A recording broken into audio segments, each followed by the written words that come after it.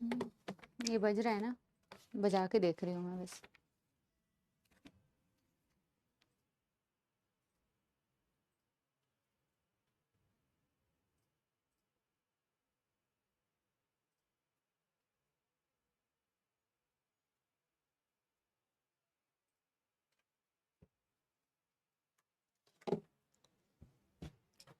Hello hello hello, नमस्कार नमस्कार नमस्कार, good evening, good afternoon, good afternoon, good afternoon, नमस्ते नमस्ते नमस्ते, नमस्कार। क्या मेरे प्यारे प्यारे जग से न्यारे सपोलों को नजर आ रही हैं आपकी प्यारी प्यारी जग से न्यारी समाप्ति मैम? गुड आफ्टरनून बेटा, good afternoon, good evening, happy Diwali, सब कुछ ठीक है। चलिए, आज का डेट क्या है? आज का डेट है 25। और आपको मैं बता दूं, अब अगली क्लास जो होगी वो दिवाली के बाद होगी। यस, अब अगली क्लास तो दिवाली के बाद ही होगी ना बेटा। हाँ, चलिए क्या शुरू करें बेटा। एक बारी पहले कल की क्लास का मैं अच्छे से रिवाइज करा देती हूं, ताकि आप लोगों को जो थ्योरिटिकल चीजें हैं वो बेटा एक बार और रिकॉल हो जाएं। तो एक बारी मैं आप लोगों के लिए क्विक रिवाइज करा देती हूं, फिर ही हम बेटा नया, इसको ना 25 कर देना, ज्यादा भी नहीं। और पानी, हाँ, ग्लास दे दूं क्या? ग्लास की कमी है क्या? कोई नहीं, मैं यहाँ पे, कहाँ ग्लास है? अभी चलेगा यहाँ। यस बेटा, एक बारी हैप्पी दिवाली बेटा, हैप्पी दिवाली सभी को। लास्ट में आपको हैप्पी दिवाली विश करेंगे। एक बारी पढ़ाई शुरू कर देते हैं बेटा साथ में। और एक बारी पहले मैं लास्ट क्लास का आपको रिवाइज कराती हूँ। आज हम पढ़ने वाले बेटा टाइप्स ऑफ नेचुरल सिलेक्शन, और आज हम पढ़ने वाले हैं एविडेंसेस ऑफ एवोल्यूशन। लेकिन इसको शुरू करने से पहले मैं आप लोगों को एक बारी क्विक रिवाइज कराऊंगी लास्ट क्लास का, ताकि मुझे सेटिस्फैक्शन हो कि आपको जो पढ़ाया है वो आप लोगों को याद भी है, और वो मैंने आपको अपनी तरफ से दूसरी बार रिवाइज भी करा दिया। साथ पढ़ते वक्त तो हम कई बार रिवाइज करते हैं ना। तो कुर्सियों की पीठी बांध ली जाए, क्योंकि हम करने वाले हैं बेटा समाप्ति एक्सप्रेस। और हम करने वाले बेटा, जब आप लोग सिलेक्ट होके आइएगा ना, तब बताइएगा कि ये समाप्ति एक्सप्रेस आप लोगों के लिए कितनी यूजफुल थी, ठीक है ना? हाँ चलो, यस एवरीवन, इसी बात के साथ में बेटा हमने कल की क्लास में क्या पढ़ा था बेटा, बताओ पहले तो आप ये बताओ। आधे लोगों को तो याद, अच्छा तुम में से आधे लोग बेटा क्लास ऑल्टरनेट कभी अटेंड करते हो कभी नहीं करते हो, क्योंकि मैं कमेंट्स में पढ़ती हूँ। कल मैंने तुम्हें क्लास में, या तो सिर्फ तुम पीडीएफ देख लेते हो और फिर पीडीएफ देख के कमेंट कर देते हो। कमेंट एक तो तुम लोग करते ही बहुत कम हो, शायद आधी जनता तो बेटा गायब ही हो चुकी है, बैकलॉग के बोझ तले दब चुकी है, तो कमेंट्स ही बड़े कम दिखते हैं मुझे। और दूसरी बात ये कि जब आप कमेंट कर रहे हो, तो मैंने कहा कि कल मैंने आपको बताया कि बेटा जेनेटिक ड्रिफ्ट बाद में पढ़ाऊंगी, जीन माइग्रेशन बाद में पढ़ाऊंगी।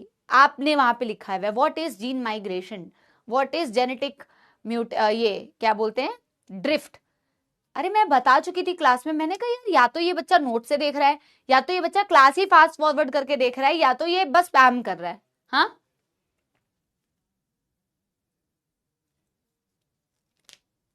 तो हमने कल नेचुरल सिलेक्शन किया, हमने कल डार्विन के, मतलब मेरे को जब कमेंट्स देखती हूँ ना, तो मुझे लगता है कि आधे बच्चे तो सुन ही नहीं रहे हैं।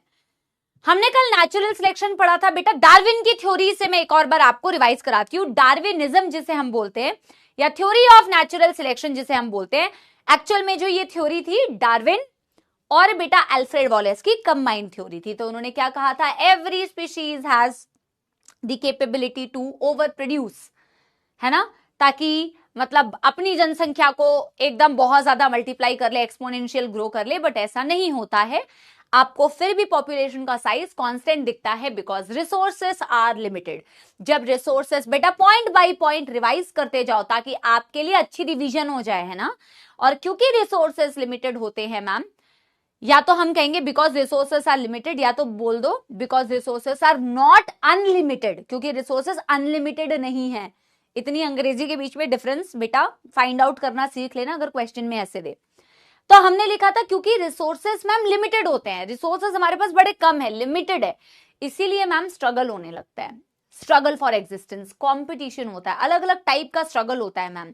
स्पीशीज में within the same species members में कंपटीशन होता है, intraspecific competition, between the members of different species competition होता है, interspecific competition, environmental struggle अलग होता है, change in temperature, change in weather, hot temperature, cold temperature, drought, anything. बेटा environmental struggle भी एक्ट कर रही होती है, और जब ये स्ट्रगल एक्ट कर रही होती है तो कैसे डिसाइड करेगा नेचर, नेचुरल सिलेक्शन कैसे होगा, how survival of the fittest will take place.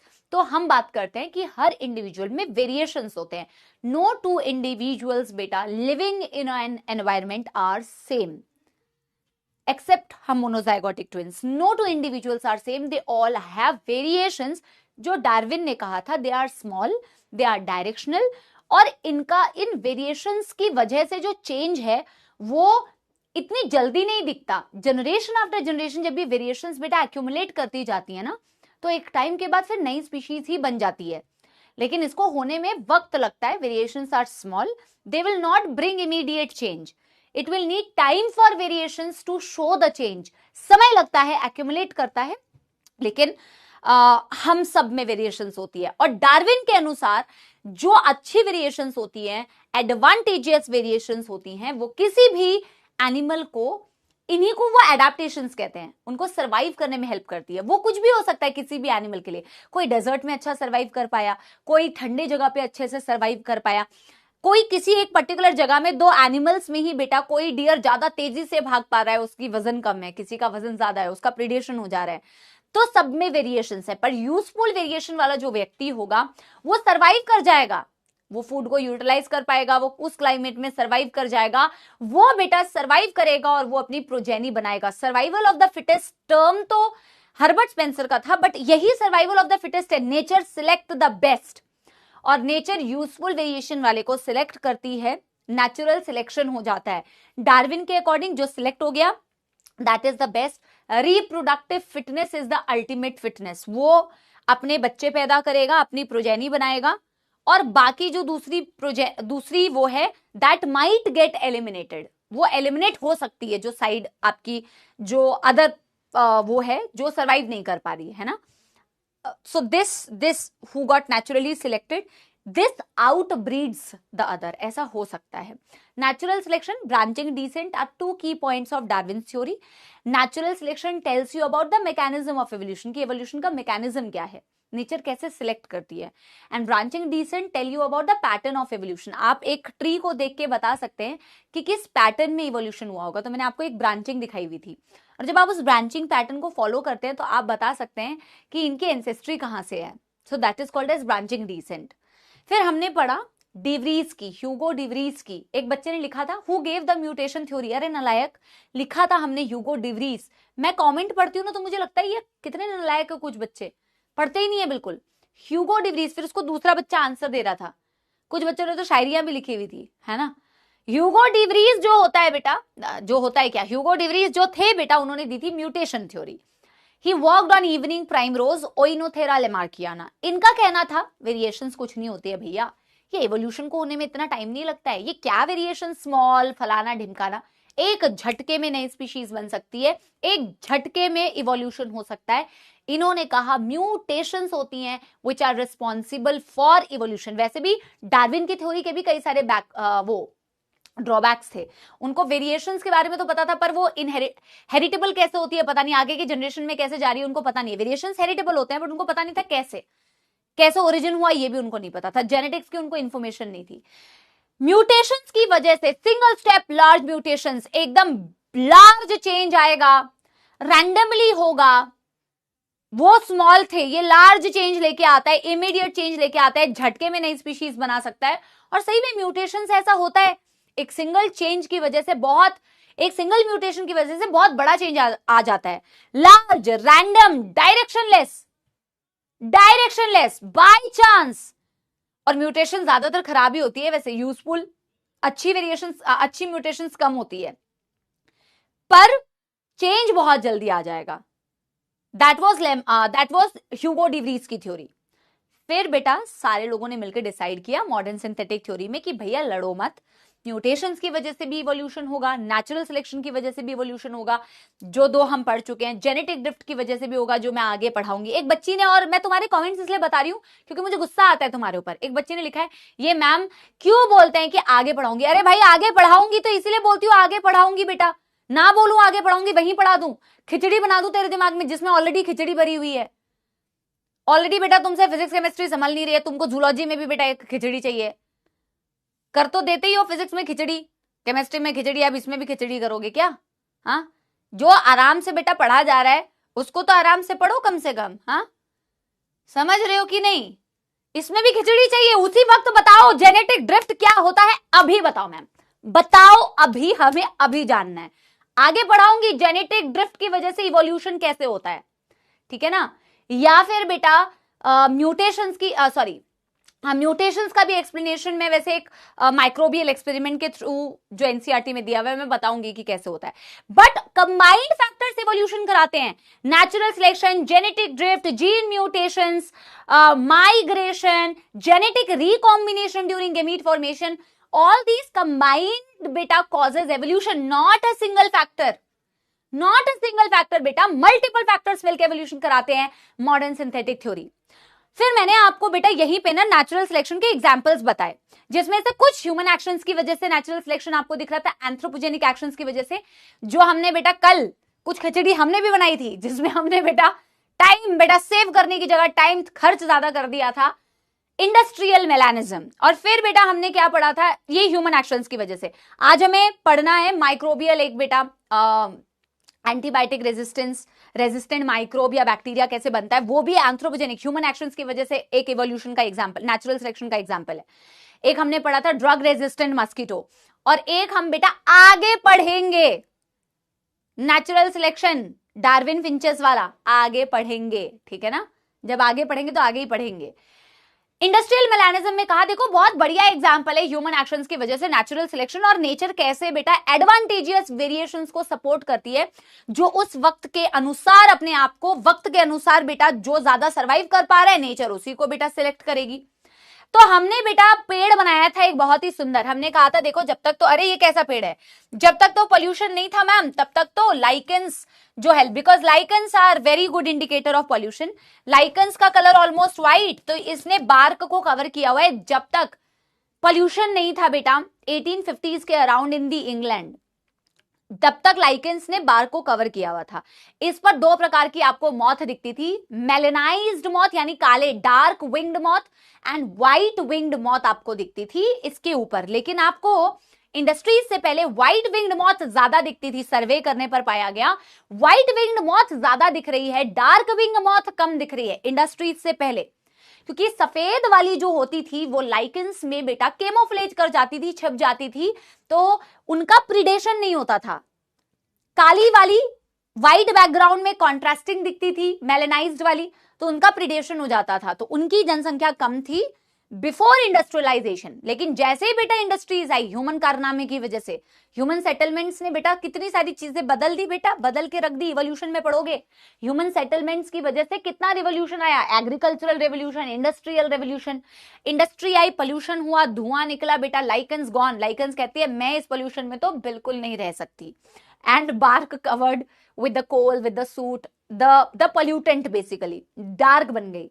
इस डार्क में बेटा मेलेनाइज्ड मॉथ इजीली हो जाती थी केमोफ्लेज, और बेटा व्हाइट वाली जो होती थी उनका प्रिडेशन हो जाता था, उनका प्रिडेशन हो जाता था। समझ रहे हो बेटा?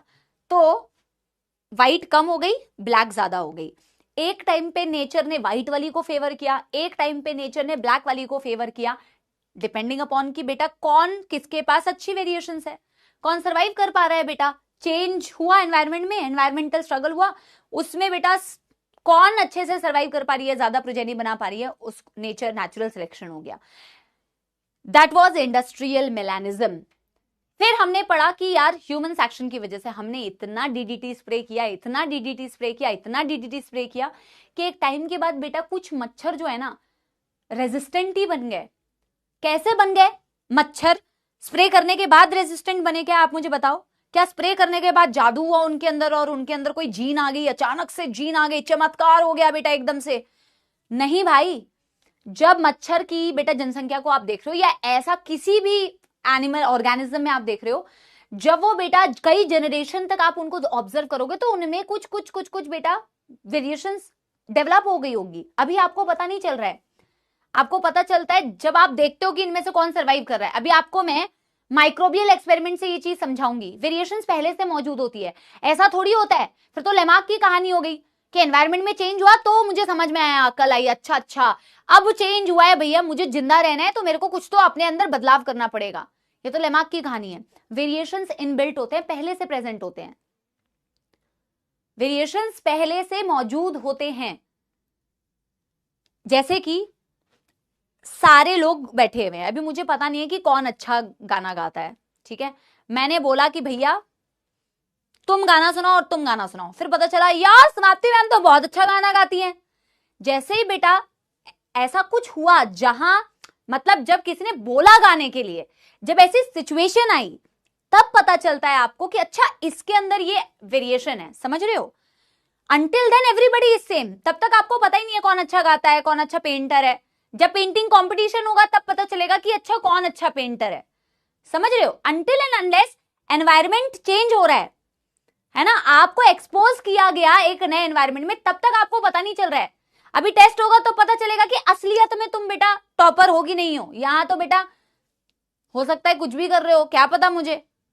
असलियत में जब एग्जाम होगा तब पता चलेगा अच्छा कितने पानी में हो। तो नए एनवायरमेंट के एक्सपोजर पर पता चलता है। वेरिएशन लेकिन पहले से मौजूद है, उसने अपना असली रूप कब दिखाया, जब डिमांड आई, जब एनवायरमेंट में चेंज हुआ। क्या आप मेरी बात को बेटा समझ पा रहे हो? एक थम्स अप दे दो, एक थम्स अप दे दो बेटा, एक थम्स अप दे दो प्लीज, अगर मेरी इस बात को समझ पाए। अब मैं आपको यही सेम चीज बेटा माइक्रोबियल एक्सपेरिमेंट से भी समझाऊंगी।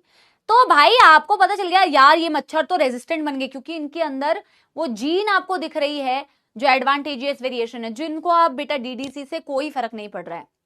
नाउ एनसीईआरटी ने एक तीसरा एक्सपेरिमेंट दिया हुआ है, माइक्रोबियल एक्सपेरिमेंट, जिसको डार्विन एक्सप्लेन करते हैं। तो बायोलॉजिकल एवोल्यूशन जहां हेडिंग लिखी हुई है ना बेटा, उसी के नीचे इसको एक्सप्लेन किया हुआ है। तो हम भी ये चीज पढ़ लेते हैं, एंटीबायोटिक रेजिस्टेंस इन माइक्रोब, है ना, इन बैक्टीरिया, कैसे ये एंटीबायोटिक रेजिस्टेंस आई। ठीक है, done done done everybody, quickly revise हो गया बेटा सारा। मैंने आराम आराम से बताया, वैसे समाप्ति एक्सप्रेस की जगह मैंने तुम्हें बिल्कुल आराम आराम से पढ़ाया है, रिवाइज कराया आराम आराम से, ठीक है ना। चलिए अब बेटा हम करते हैं तीसरा, अरे अब हम करते हैं थर्ड एग्जाम्पल माइक्रोबियल एक्सपेरिमेंट। एक डायग्राम से समझेंगे, क्योंकि बेटा कमेंट में पढ़ा था मैंने, मैम आप डायग्राम बना के बताते हो तो हमें बेटर, क्योंकि एनसीईआरटी में तो बेटा इवोल्यूशन में क्या ही डायग्राम बना के ये समझाएंगे, तो मैम डायग्राम से हमें थोड़ा सा ना रिलेट कर पाते हैं हम। तो हमने क्या किया बेटा, एक कॉलोनी ऑफ बैक्टीरिया ली। हम ये क्या देख रहे हैं बेटा कि नेचुरल सिलेक्शन कैसे है, एग्जाम्पल्स ऑफ नेचुरल सिलेक्शन देख रहे हैं, है ना। अब देखो हम क्या कर रहे हैं, हमने कॉलोनी ऑफ बैक्टीरिया लिया, ये कई जनरेशन तक बेटा, जनरेशन आफ्टर जनरेशन रिप्रोड्यूस कर रही होगी, इनमें भी वेरिएशन होगी, आपको नहीं पता है अभी, मुझे नहीं पता है अभी। ये जो पॉपुलेशन ऑफ मैं बैक्टीरिया दिखा रही हूं, अभी हमें कुछ नहीं पता है बेटा, कौन अच्छा गायक है, कौन अच्छा डांसर है ना, अभी हमें नहीं पता है। मैंने कहा कि यार इन सबके पास इनबिल्ट वेरिएशंस तो होंगी कि नहीं। इनबिल्ट वेरिएशन का क्या मतलब है, इनबिल्ट वेरिएशन का मतलब है अंदर है, पहले से प्रेजेंट है। और ये मैंने एक न्यूट्रिएंट मीडियम लिया हुआ है, मैंने एक ऐसा न्यूट्रिएंट मीडियम लिया हुआ है जिसको ये कॉलोनी बहुत अच्छे से यूटिलाइज कर पा रही है बेटा। ये जो मैंने बैक्टीरिया की कॉलोनी ली हुई है ना बेटा, सो मैंने लिखा हुआ है ये bacterial colonies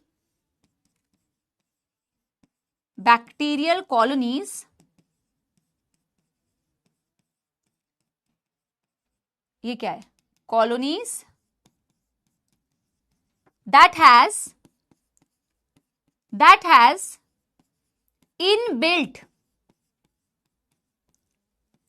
inbuilt variations and can utilize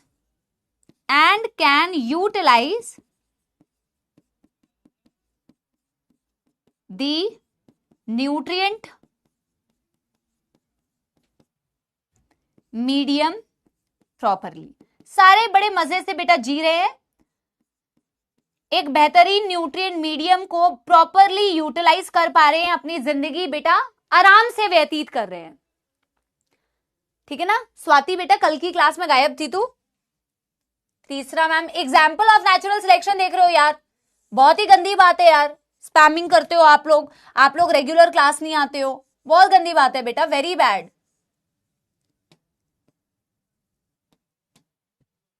अब मैंने कहा कि मैंने क्या किया बेटा, मैंने मीडियम में बदलाव कर दिया।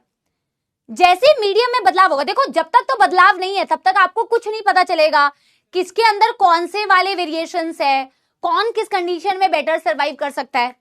मैंने क्या किया, इस न्यूट्रिएंट मीडियम में बदलाव कर दिया, मैंने पीएच चेंज कर दिया, मैंने टेम्परेचर चेंज कर दिया, मैंने कुछ भी XYZ फैक्टर चेंज कर दिया।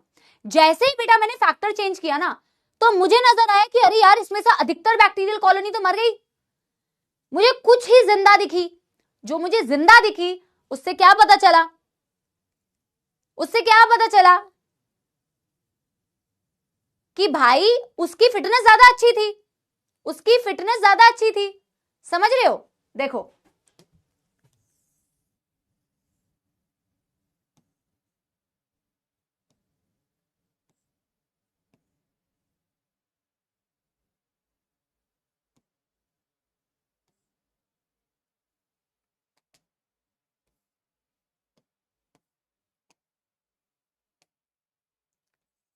एक काम करते हैं, ये दो बनाते हैं और इसको मैं यहां पे कलर भी कर देती हूं,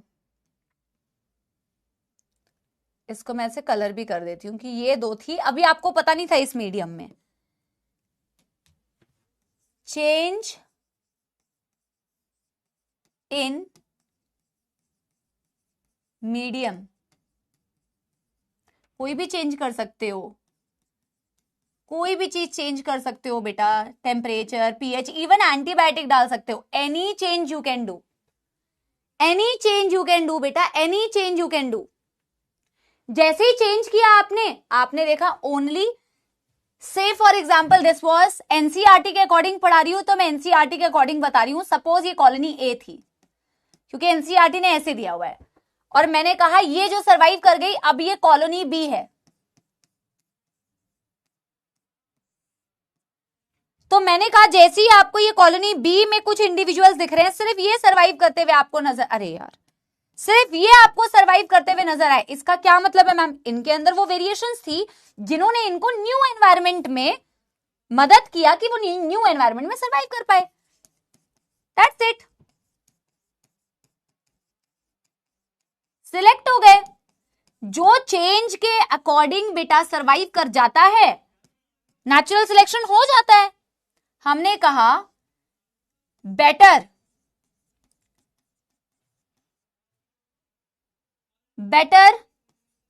एडाप्टेशंस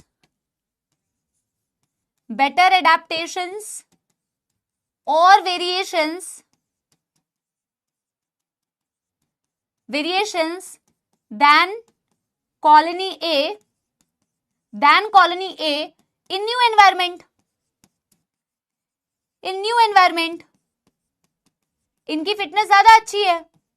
न्यू एनवायरमेंट में मैं कह सकती हूं बी की फिटनेस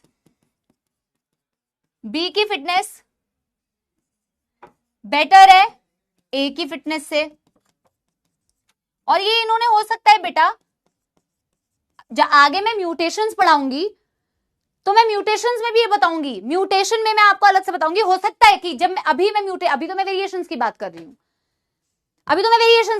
हूं, कि इनमें वेरिएशंस हुई होंगी, कई जनरेशन तक वो वेरिएशन एक्यूमुलेट हुई होंगी, अभी हमें नहीं पता चल रहा है। हमें तब पता चलेगा कि इनके पास इनबिल्ट वेरिएशन है, पहले से वेरिएशन थी। उन्होंने शो कब किया, जब आपका एक नया एनवायरनमेंट एक्सपोज किया। म्यूटेशंस में भी ऐसा ही होता है कि हो सकता है कि किसी में म्यूटेशन हो गई हो, आपको नहीं पता चल रहा, हो सकता है कि म्यूटेशन हो गई हो। जैसे उनको नए एनवायरनमेंट में एक्सपोज करते हो तो वही जिंदा है। म्यूटेशन की भी सेम कहानी है, आगे मैं पढ़ाऊंगी, ठीक है ना। तो मैंने क्या बोला, इनके पास बेटर एडाप्टेशन है, बेटर वेरिएशन है, इसकी फिटनेस ज्यादा है। जिसकी फिटनेस ज्यादा है तो B will reproduce and will have more progeny, इसकी ज्यादा प्रोजेनी होगी। बोलो मानते हो कि नहीं बेटा? माइक्रोबियल मैं आगे आपको म्यूटेशन थ्योरी में भी ऐसा ही कुछ बताऊंगी। और मैं ये कह रही हूं इनके पास these are pre existing variations, pre existing variations है बेटा, ये पहले से एग्जिस्ट करती हैं। वेरिएशंस एग्जिस्ट फ्रॉम स्टार्टिंग, हमें पता नहीं है पर है ये स्टार्टिंग से ही। पता तब चलेगा जब ऐसी सिचुएशन आएगी जहां आपको मौका मिलेगा ये समझने का कि किसके अंदर कौन सी वेरिएशंस है। बेटा एक थम्स अप दे देना अगर आपको समझ में आ गया ये, ठीक है ना?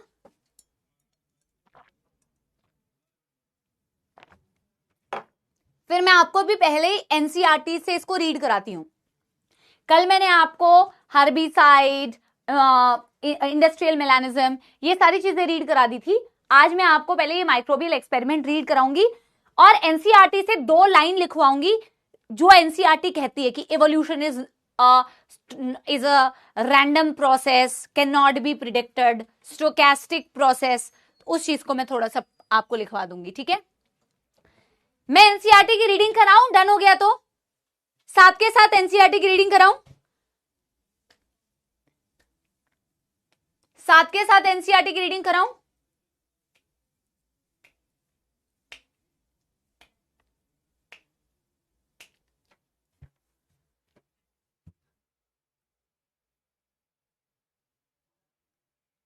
कर लिया आप लोगों ने पक्का?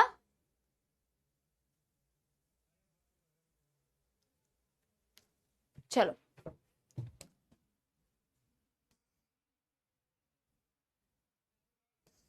पहले तो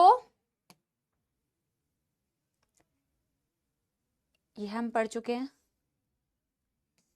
एक सेकेंड, कहाँ है बायोलॉजिकल? अरे यार ऐसा ना हो कि, अरे यार बेटा एक सेकेंड यार, चलो मैं एनसीईआरटी खोलती हूँ यार, उसका पेज ही नहीं है। मुझे रीड कराना है तो मैं तुम्हें साथ में एवोल्यूशन एनसीईआरटी, कोई दिक्कत नहीं है, मेरे साथ रीड करो बेटा, मैं फोन से कर लेती हूँ, ठीक है ना? और जिसको तब तक ये लिखना है आप लिख सकते हो। बेटा मैं बताती हूँ आपको 2024 एडिशन का पेज नंबर खोलो, पेज नंबर खोलो 118 पेज नंबर खोलो और एक बारी बायोलॉजिकल एवोल्यूशन जो लिखा हुआ है इसको मेरे साथ रीड करो, ठीक है ना? 1-2 लाइन और मुझे बतानी है, इसमें नोट डाल के हम लिखेंगे। देखो क्या लिखा है, सेकेंड पैराग्राफ से रीड करना स्टार्ट करना। The essence of Darwinian theory about evolution is natural selection. उन्होंने बोला इवोल्यूशन नेचुरल सिलेक्शन से होता है, ठीक है? The rate of appearance of new forms is linked to the life cycle और द लाइफ स्पैन। ये लाइन हमें लिखनी है बेटा, rate of appearance of new forms is directly linked to the life span और लाइफ साइकिल। आप मुझे बताओ बैक्टीरिया इतनी जल्दी जल्दी जल्दी जल्दी रिप्रोड्यूस करता है, उसकी जो जनरेशन है वो कितनी जल्दी आ जाती है, तो उनमें जो वेरिएशंस है या उनमें जो नई स्पीशीज बनने की प्रोबेबिलिटी है वो इजीली तुम्हें नजर आएगी क्योंकि उसकी अगली जनरेशन बहुत जल्दी आ जाती है। तो वेरिएशंस तो एक्यूमुलेट होती है ना ओवर जनरेशंस। आप मुझे खुद ही लॉजिकली सोच के बताओ कि क्या ये लाइन जो कह रही है rate of appearance of new form is directly linked to the life cycle और लाइफ स्पैन, तो ऐसी स्पीशीज, ऐसी ऑर्गेनिज्म में आपको नई स्पीशीज का फॉर्मेशन या ऑर्गेनिक एवोल्यूशन या बायोलॉजिकल एवोल्यूशन, नई स्पीशीज का फॉर्मेशन इजीली दिखेगा जो जल्दी रिप्रोड्यूस करी, उनकी जनरेशन जल्दी जल्दी आ रही है। यही ऑब्जर्वेशन अगर तुम्हें किसी फिश में करना हो, किसी बर्ड में करना हो, तो उनकी जनरेशन इतनी जल्दी नहीं आती है। उनमें ऑब्जर्व करने के लिए तुम्हें कई सालों तक वेट करना पड़ेगा क्योंकि उनकी अगली जनरेशन को आने में टाइम लगता है, उनकी लाइफ साइकिल अलग है। ये तो फटाफट कर रही है बेटा। यस, समझ पा रहे हैं इस बात को? इसलिए मैं एनसीईआरटी रीड कराती हूं, कुछ कुछ पॉइंट्स है जो हम लिख भी लेंगे। Microbe that divide fast have the ability to multiply and become millions with in hours. कुछ घंटों में ही बेटा मिलियन हो जाती हैं वो। अ कॉलोनी ऑफ बैक्टीरिया से ए growing on a medium has inbuilt variation in terms of ability to utilize a feed component. इनके अंदर अपनी वेरिएशन है जो इस न्यूट्रिशन को अच्छे से यूटिलाइज कर सकती है. A change in the medium composition would bring out only that part of population, say for example B, that can survive under new condition. बोला जैसे ही मीडियम को चेंज करेंगे, so change in medium composition would bring only that part of population. सिर्फ उस part of population को अब आप देख पाओगे, जिसे for example आपने B बोला, that can survive in new condition. In due course of time, this variant population outgrows the other and appears as new species. आप मुझे एक बात बताओ बेटा, इनके अंदर वेरिएशन थी, इस एनवायरमेंट में सर्वाइव कर पाई. अब ये कई जनरेशन तक डिवाइड करेगी. एक टाइम के बाद आपको कंप्लीटली न्यू स्पीशीज दिख रही है, जिसको आप इससे बिल्कुल रिलेट ही नहीं कर पाओगे. ऐसा ही होता है, कई जनरेशन के बाद कंप्लीटली न्यू स्पीशीज बन जाती है. इसी तरीके से तो नई स्पीशीज बनती है, स्पीसीएशन होता है, नई स्पीशीज का फॉर्मेशन होता है.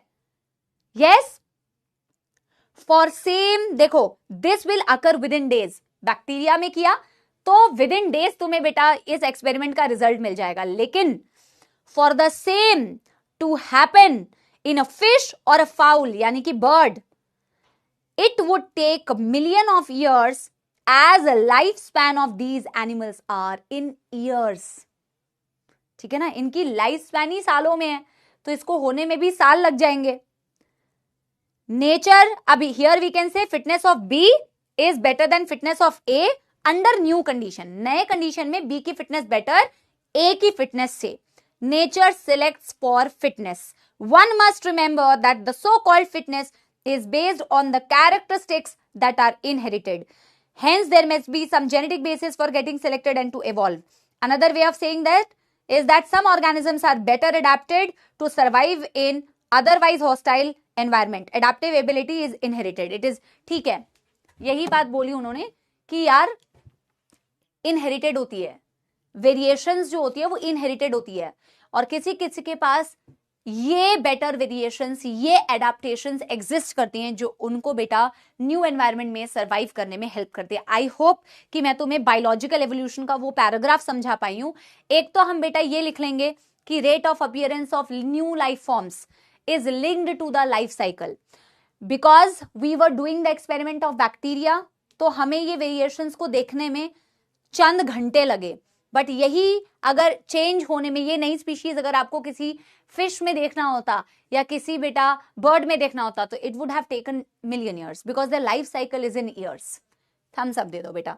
देखो मैं जेन्युइनली तुम्हें एनसीईआरटी, क्योंकि इसकी एनसीईआरटी फिर आपको मुश्किल लगती है, बट आई प्रॉमिस यू बेटा आप चैप्टर को मैं जैसे पढ़ा रही हूँ आप वैसे पढ़ो, कंसेप्चुअली पढ़ो, अच्छे से पढ़ो, समझ के पढ़ो. लास्ट में जब तुम एनसीईआरटी बेटा थॉरोली रीड करोगे ना तो तुम्हें एनसीईआरटी खुद समझ में आ जाएगी.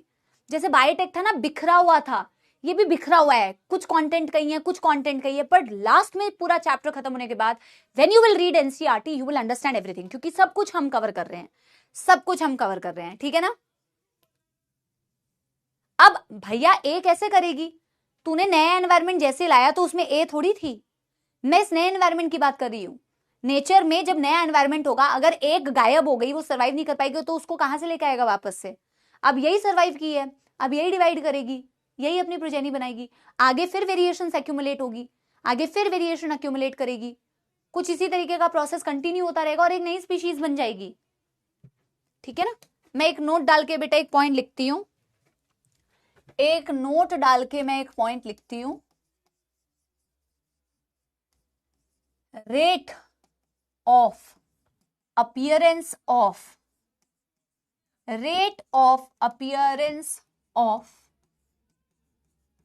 new life forms is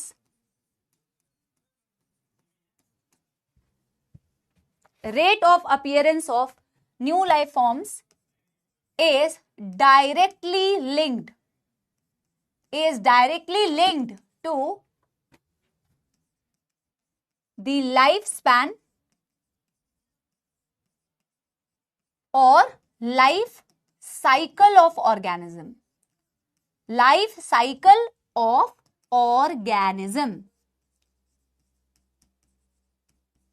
अब हम लिखेंगे microbe divide very fast,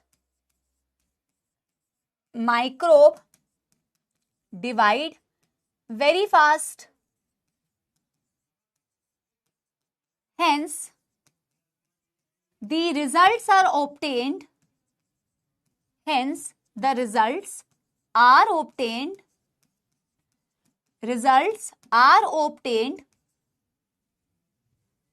within sorry, within few hours। बेटा रिजल्ट्स का क्या मतलब है यहाँ? What is the meaning of results? यहाँ रिजल्ट्स का मतलब है नई स्पीशीज का बनना। मैं क्या देखना चाह रही हूं? यहाँ रिजल्ट का मतलब है कि न्यू स्पीशीज जो है ये मुझे इस एक्सपेरिमेंट में तो बहुत जल्दी दिख जाएगा मैम। और तभी तो बेटा अगर आप हम लोगों को देखोगे तो मिलियन ऑफ ईयर्स में इवोल्यूशन हुआ है, राइट? म्यूटेशन से एक झटके में बदलाव आ सकता है, ठीक है ना? Now, for the same to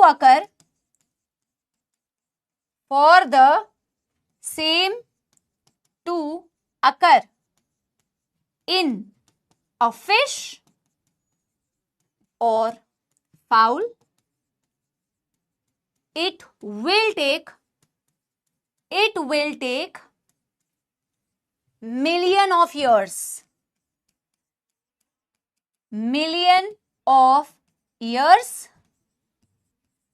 as their life span is in years। इसमें बस एक लास्ट लाइन और लिखोगे, वो मैं एनसीईआरटी से लिखवाऊंगी, क्योंकि ना उस लाइन से स्टेटमेंट बेस्ड। और बेटा अगली क्लास में ना कुछ स्टेटमेंट बेस्ड क्वेश्चंस ले आऊंगी, बस स्टेटमेंट, ठीक है ना? ताकि ना एनसीईआरटी की लाइंस तुम्हें कितनी याद है, एक मल्टी स्टेटमेंट क्वेश्चंस और एक स्टेटमेंट बेस्ड क्वेश्चन। जब अगली क्लास होगी तो जितना भी हमने अभी तक पढ़ा होगा उसके मैं कुछ क्वेश्चंस ले आऊंगी, उसको हम एक बारी कर लेंगे ताकि हमें डेटा कितना याद है वो हमें याद रहे, ठीक है ना? ठीक है ना? यस,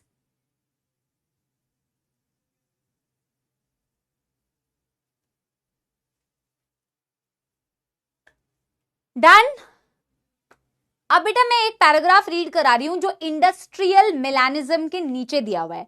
जहां कल हमने इंडस्ट्रियल मेलानिज्म पढ़ा था वहां म्यूटेशन के बारे में एक लाइन दी हुई है, अंग्रेजी में दिया हुआ है, पर उसका मतलब बहुत सिंपल है। साइड हो जाती हूं, आप इसे फटाफट से नोट कर लीजिए। मैं साइड हो गई मेरे प्यारे सपोलो। चलो जल्दी कर लो, जल्दी कर लो बेटा। डन। और डन हो जाए तो बेटा थम्स अप दे देना।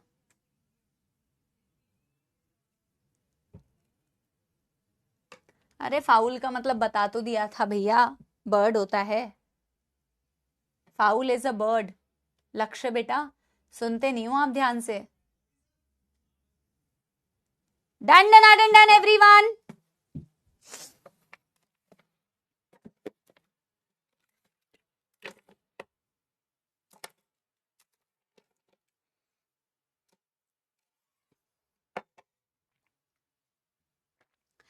एक लाइन और आप इस नोट में ऐड करोगे, बट आप वो बिल्कुल एनसीईआरटी से देख के नोट कर सकते हो, ठीक है ना? देखो हमने ना ये बेटा कहां दिया हुआ है, ये देखो ना, dark winged moth, melanised moth survived, है ना? Yes,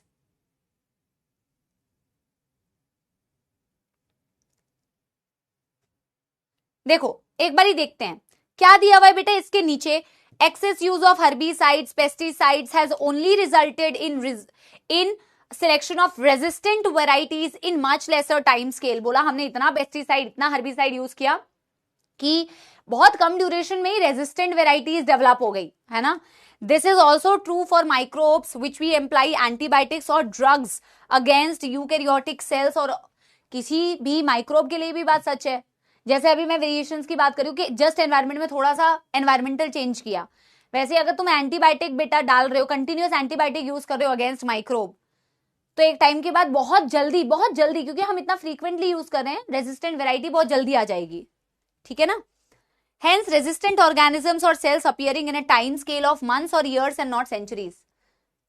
Within years, within months आपको नई variety दिखने लग जाएगी. These are the example of evolution by anthropogenic actions. This also tells us that evolution, ये वाली लाइन बेटा आपको लिखनी है, कहां से लेके कहां तक, यहां से लेके यहां तक लिखिए. NCERT कहती है यहां से that evolution is not a directed process in sense of determinism. It is a stochastic process based on chance events in nature, chance mutation in organism. आप ये लाइन लिखिए, evolution is a stochastic process. What is the meaning of stochastic? Stochastic का मतलब होता है random. Random process, by chance process. Fix नहीं है. Evolution is not a directed process in sense of determinism. It is not predictable. अगर आप overall evolution को देख रहे हो तो कहते हैं you cannot predict. अगर मैं किसी फैक्टर की बात नहीं कर रही हूं बेटा, मैं किसी फैक्टर की बात नहीं कर रही हूं, मैं ओवरऑल अगर इवोल्यूशन को देखूं तो कह रहा है it's not a directed process. It's a stochastic process. It's a random process.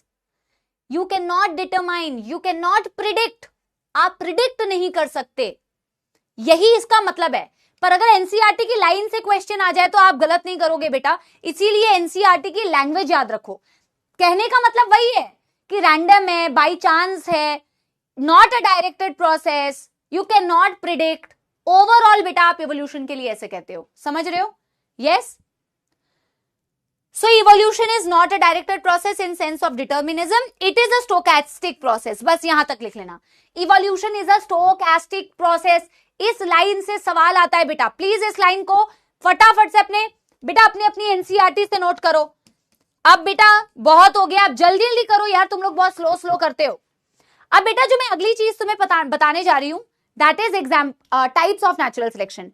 वैसे मैं टाइप्स ऑफ नेचुरल सिलेक्शन को जेनेटिक ड्रिफ्ट में भी हार्डी-विनबर्ग प्रिंसिपल समझाते वक्त भी बता सकती हूं, बट यहां पे भी हम कर सकते हैं.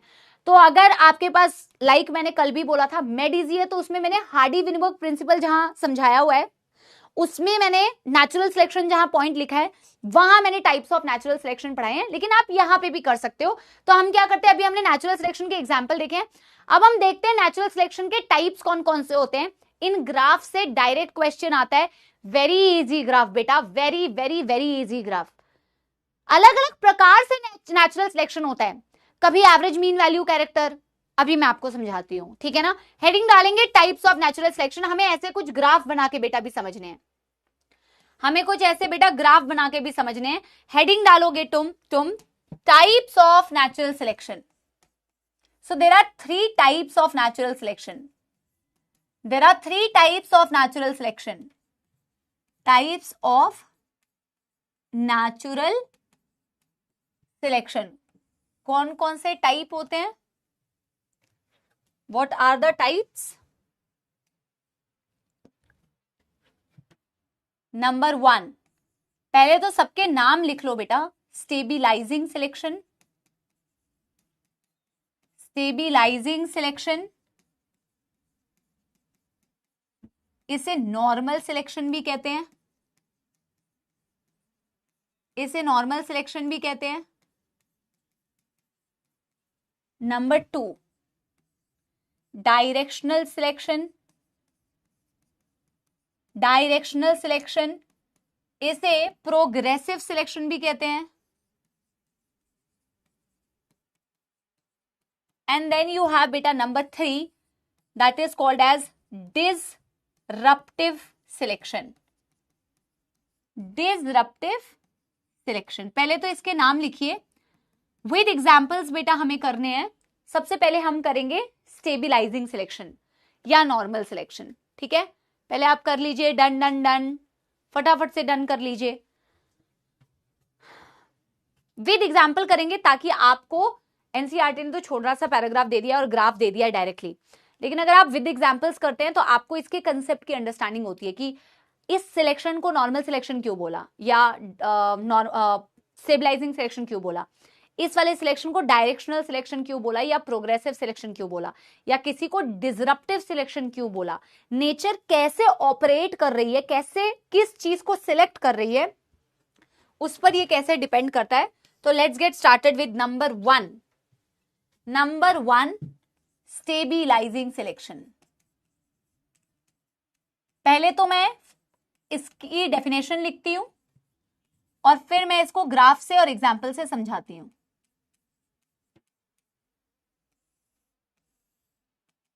ठीक है ना। अच्छा देखो, मुझे बताओ, आपको जीनोटाइप और फिनोटाइप तो पता है ना, तो मैं यहां पे हाइट का एक पहले एग्जाम्पल लेके आपको मैं समझाती हूं और फिर मैं इसकी वो डेफिनेशन लिखूंगी। जैसे आप हाइट पढ़ते हो ना, हाइट, अगर मेरे को हाइट को जीनोटाइप से रिप्रेजेंट करना है, for example capital T capital T capital T small T small T small T, इनको मैं कह सकती हूं ये जीनोटाइप। एंड जीनोटाइप जो होता है वो आपके फिनोटाइप को बेटा अफेक्ट करता है। Phenotype is the appearance, phenotype is the appearance. तो अगर मैं कह रही हूं genotype, genotype will impact the phenotype. इनको मैं कह दे रही हूं कि यार चलो ये बहुत ज्यादा टॉल है, मैं कह रही हूं ये एवरेज हाइट वाले हैं, और ये तो मैं कह रही हूं शॉर्ट हाइट वाले हैं। ये आप ऑलरेडी जेनेटिक्स में पढ़ चुके हो, राइट। यहां पे क्योंकि ये चीज यूज होगी जब भी हम स्टेबिलाइजिंग सिलेक्शन की बात करते हैं। पहले तो मैं बोल देती हूं, in this nature selects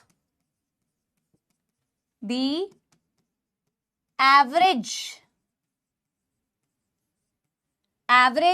mean value character or intermediate phenotype और इंटरमीडिएट फिनोटाइप। अब जैसे कि हाइट के ही एग्जाम्पल से, it's a example of stabilising selection, it's an example of stabilising selection. ठीक है ना। हाँ, टॉल ही होता है, अभी मैं जो समझा रही हूं आप समझो, ठीक है ना। Of course T is the dominant, मुझे मत सिखाओ, इतना तो मुझे भी पता है बेटा, हेटेरोजाइगस है, इसमें कैपिटल टी डोमिनेंट है तो उसी का असर दिखेगा। अभी मैं जो समझा रही हूं वो समझो कि जो मैं कैपिटल टी वाले बोल रही हूँ they are tall, very tall. जो मैं कैपिटल टी स्मॉल टी वाले बोल रही हूँ वो एवरेज हाइट वाले हैं। मेरी बात को समझना अभी जो मैं समझा रही हूँ। और स्मॉल टी वाले जिनको मैं कह रही हूँ जिनकी शॉर्ट हाइट है, ठीक है ना। अब देखो, मैं कह रही हूं कि यार देखो, जब तक तो नेचुरल सिलेक्शन नहीं हो रहा था, अब मैं ग्राफ से आपको समझा रही हूं। एक ग्राफ है, इसमें मैं कह रही हूं अभी नेचुरल सिलेक्शन हुआ नहीं है, इसमें मैं एक्स एक्सिस पे ले रही हूं एक फिनोटाइप और वाई एक्सिस पे मैं ले रही हूं नंबर ऑफ इंडिविजुअल्स विथ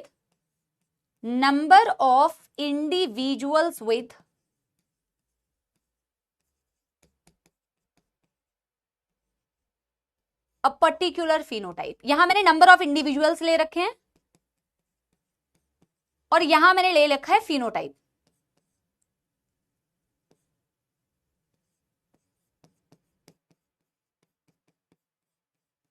ठीक है, एरो गलत जगह बन गया।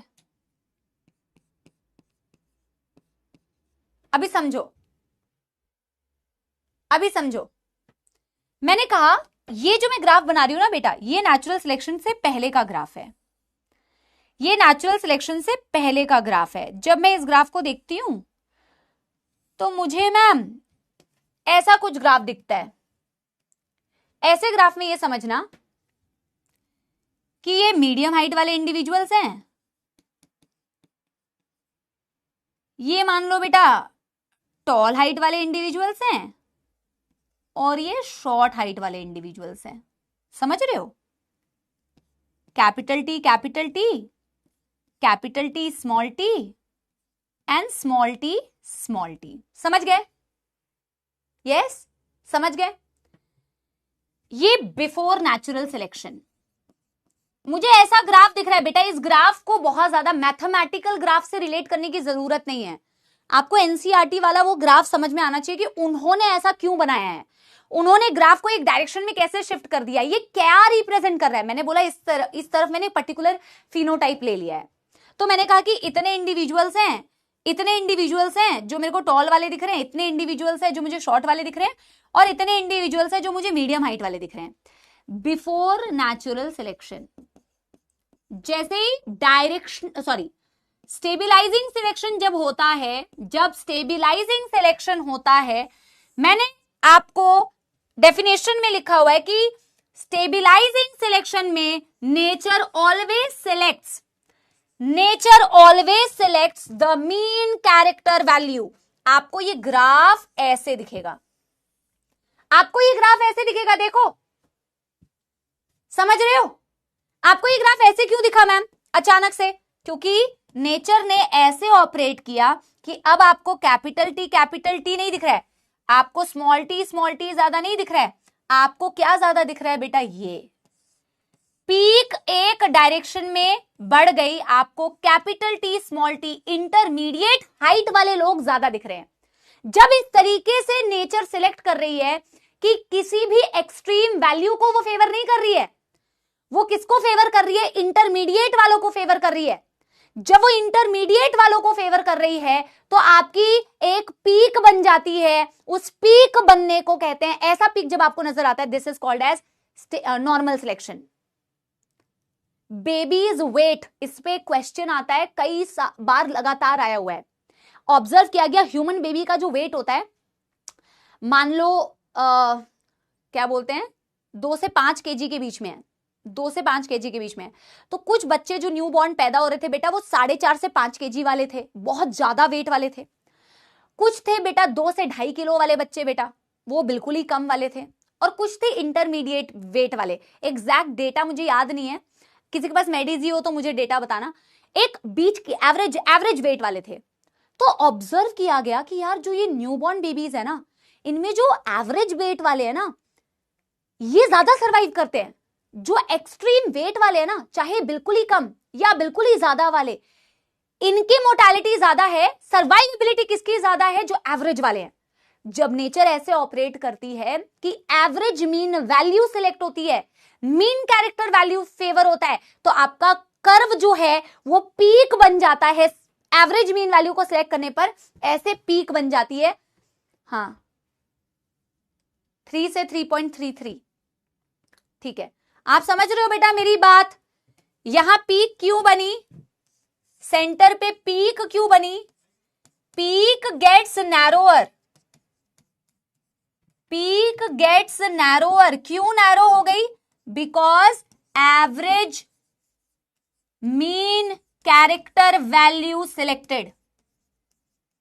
अभी देखो आपको और समझ में आएगा। Average mean character value selected. एक और एग्जाम्पल में क्या बता रही हूं बेटा? फॉर एग्जाम्पल, अच्छा एग्जाम्पल को मैं यहीं पे लिख देती हूं, वैसे यहां पे ही जगह है। एग्जाम्पल में बेटा वेट ऑफ न्यूली बॉर्न, तो ऐसा ऑब्जर्व किया बेटा, एक हॉस्पिटल में ऐसा देखा, सर्वे किया कि भैया न्यूली बॉर्न का जो वेट होता है, इसमें 3 कैटेगरी के वेट है बेटा। एक है 2 से 2.5 केजी वाले।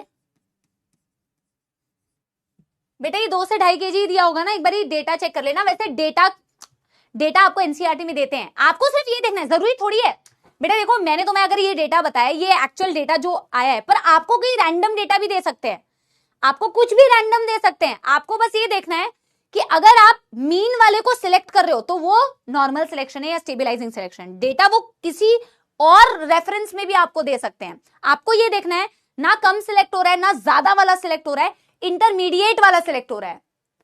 इंटरमीडिएट, आपको ये देखना है इंटरमीडिएट वाला सिलेक्ट होना चाहिए। एक है 3 से 3.3 और एक है 4 से 4.5। आप मेरी बात को समझ रहे हो ना बेटा? आपको हाइपोथेटिकल क्वेश्चंस भी देंगे, जरूरी थोड़ी है कि एकदम कॉपी पेस्ट करके दे देंगे। आपको एक हाइपोथेटिकल सिचुएशन बना के दे देंगे और बोलेंगे बताओ अगर ये सिलेक्ट हो रहा है तो ये कौन से टाइप का नेचुरल सिलेक्शन है। ठीक है ना? यस, सो दिस इज क्या बोलते हैं? Average, and this more survivability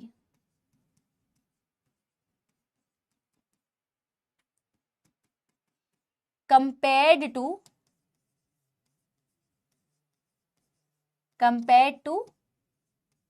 other.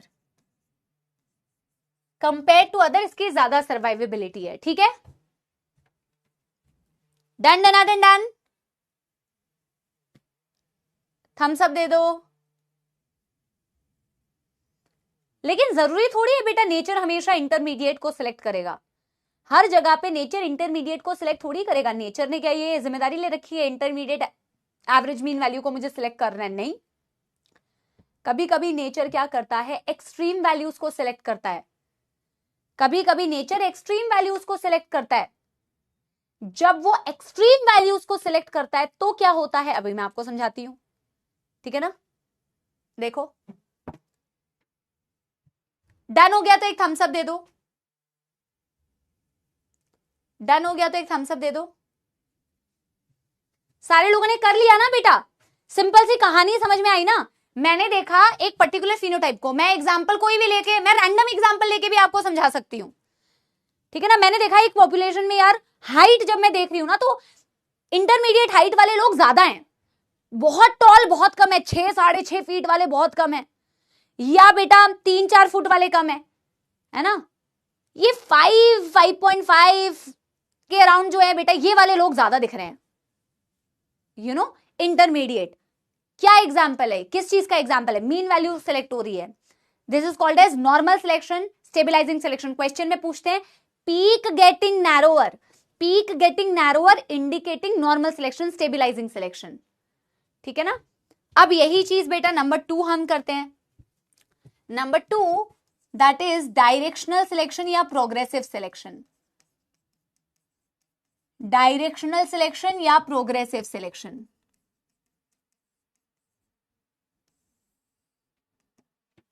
ठीक है ना. अब जैसे कि मैं कह रही हूं, पहले तो मैं लिखती हूं हियर एक्सट्रीम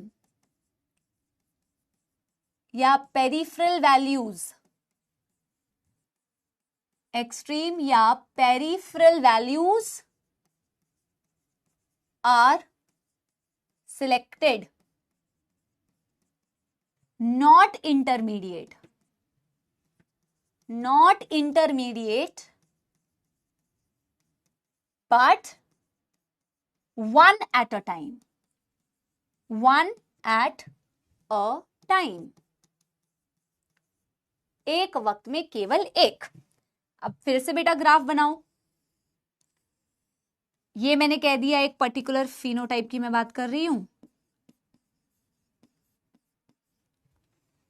ये मैं कह रही हूं नंबर ऑफ इंडिविजुअल.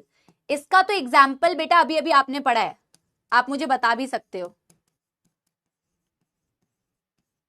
अब देखो पहले मुझे ग्राफ दिख रहा था ऐसा. ठीक है ना. अब देखो मैं तुम्हें सिर्फ ग्राफ को शिफ्ट करके दिखाती हूं, शेड करने की जगह मैं तुम्हें ग्राफ को शिफ्ट करके दिखाती हूं. ठीक है ना. देखो ये कोई भी आप ऐसे बोल सकते हो कि यार ये एक एक्सट्रीम वैल्यू है, ये इंटरमीडिएट वैल्यू है, ये भी एक एक्सट्रीम वैल्यू है. वो कोई भी फिनोटाइप हो सकता है ना, कोई भी फिनोटाइप हो सकता है. आप कोई भी एग्जांपल से इसे फिर रिलेट कर सकते हैं. अगर इसकी पीक नैरो हो जाती तो ये बेटा क्या हो जाता, नॉर्मल सिलेक्शन. लेकिन अब मैं कह रही हूं कि ये नॉर्मल सिलेक्शन नहीं है मैम, ये है डायरेक्शनल सिलेक्शन. जैसे ही डायरेक्शनल सिलेक्शन ऑपरेट करता है it becomes like this. NCERT ने ऐसा नहीं बनाया हुआ, एनसीईआरटी ने ऐसा बनाया नहीं हुआ है बेटा. एनसीईआरटी ने सिंपली, देखो मैं एनसीईआरटी भी दिखा देती हूं ताकि तुम्हें कंफ्यूजन ना हो. एनसीईआरटी ने ऐसे पीक शिफ्ट करके दिखाया ही नहीं है. एनसीईआरटी ने सिर्फ एक एरो लगा दिया है. एक बार आप इस एरो को देखो, लेकिन इस तरीके का शिफ्ट होता है, इसको आप ऑब्जर्व करना. शिफ्ट ऐसे होता है. ठीक है ना. एनसीईआरटी ने सिर्फ एक एरो लगाया है कि पीक शिफ्ट हो रही है, लेकिन पूछेंगे तो वो एनसीईआरटी से ही ना. एनसीईआरटी ने सिर्फ एक ऐसे एरो लगा दिया कि पीक शिफ्ट कर जाएगी. अब मीडियम साइज वाले इंडिविजुअल्स, या मीडियम साइज छोड़ दो, एवरेज मीन वैल्यू हाइट की मैं बात नहीं कर रही हूं ना, वो एवरेज मीन वैल्यू सिलेक्ट नहीं होती है। ग्राफ शिफ्ट हो रहा है एक डायरेक्शन में, कोई भी एक्सट्रीम वैल्यू सिलेक्ट हो रही है। देखो ना यार, या तो ग्राफ ऐसे शिफ्ट हो जाएगी या तो ग्राफ ऐसे भी शिफ्ट हो सकती है बेटा, देखना ग्राफ ऐसे भी शिफ्ट हो सकती है। एनसीईआरटी ने बनाया नहीं है पर ऐसा भी हो सकता है। Melanic moths and white winged moth, industrial melanism is a good example. कभी आपने इंटरमीडिएट वैल्यू देखी है? कभी कोई ग्रे मॉथ आए क्या? कभी कोई ग्रे मॉथ आए? नहीं ना। Industrial melanism is a very good example of बेटा डायरेक्शनल सिलेक्शन, प्रोग्रेसिव सिलेक्शन। क्या आपको कभी नेचर में ऐसा दिखा कि यार एक इंटरमीडिएट वैल्यू आ गई है, ग्रे आ गया है और ग्रे का सिलेक्शन हो रहा है? नहीं। जब इंडस्ट्रीज नहीं थी तो बेटा व्हाइट वाले को फेवर कर रहा था ज्यादा नेचर, जब इंडस्ट्रीज आ गई तो ब्लैक वाले को फेवर कर रहा था। There was no intermediate. You are not selecting intermediate value, you are selecting the extremes. But दोनों को साथ सिलेक्ट कभी नहीं करते हो, दोनों को साथ सिलेक्ट कभी नहीं करते हो। डायरेक्शनल सिलेक्शन या progressive selection means once at a time, one extreme value selected at a time. हो सकता है एक वक्त में डार्क विंग मॉथ सिलेक्ट हो रही है, एक वक्त में व्हाइट विंग मॉथ सिलेक्ट हो रही है, तभी पीक शिफ्ट करता है। पीक शिफ्ट करता है, समझ गए? पीक शिफ्ट करता है, आप समझ गए? जैसे पीक शिफ्ट कर रहा है बेटा, तो यहां पे मैं लिख, बेटा आपको समझ में आ रहा है ना मेरी बात? एनसीईआरटी ने तो बेटा जैसे डायग्राम बना रखा है उससे आपको समझ नहीं आएगी, लेकिन आप यहां पे कह रहे हैं कि पीक, पीक आपको नैरो होते हुए नहीं दिखा। Peak shifts in one direction at a time, one direction at a time, दोनों एक साथ नहीं, one direction at a time. एक वक्त में एक डायरेक्शन में शिफ्ट हो रहा है पीक, एक वक्त में एक डायरेक्शन में शिफ्ट हो रहा है पीक, तभी तो डायरेक्शनल सिलेक्शन है, तभी तो प्रोग्रेसिव सिलेक्शन है। एक direction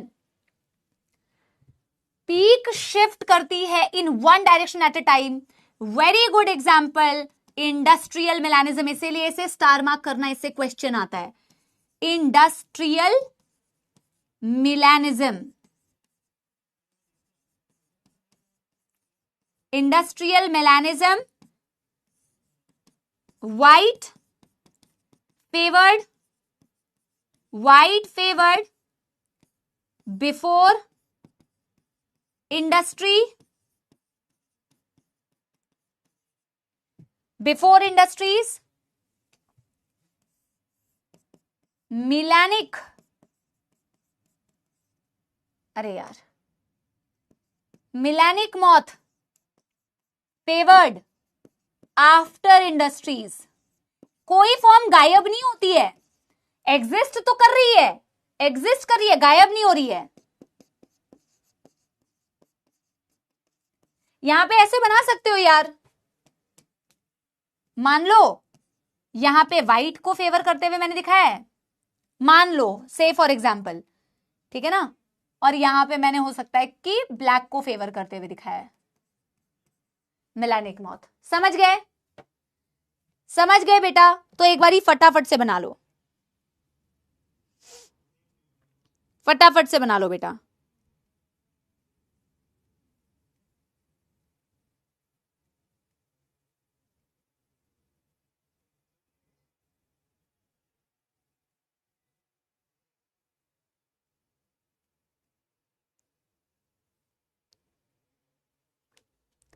done done done done.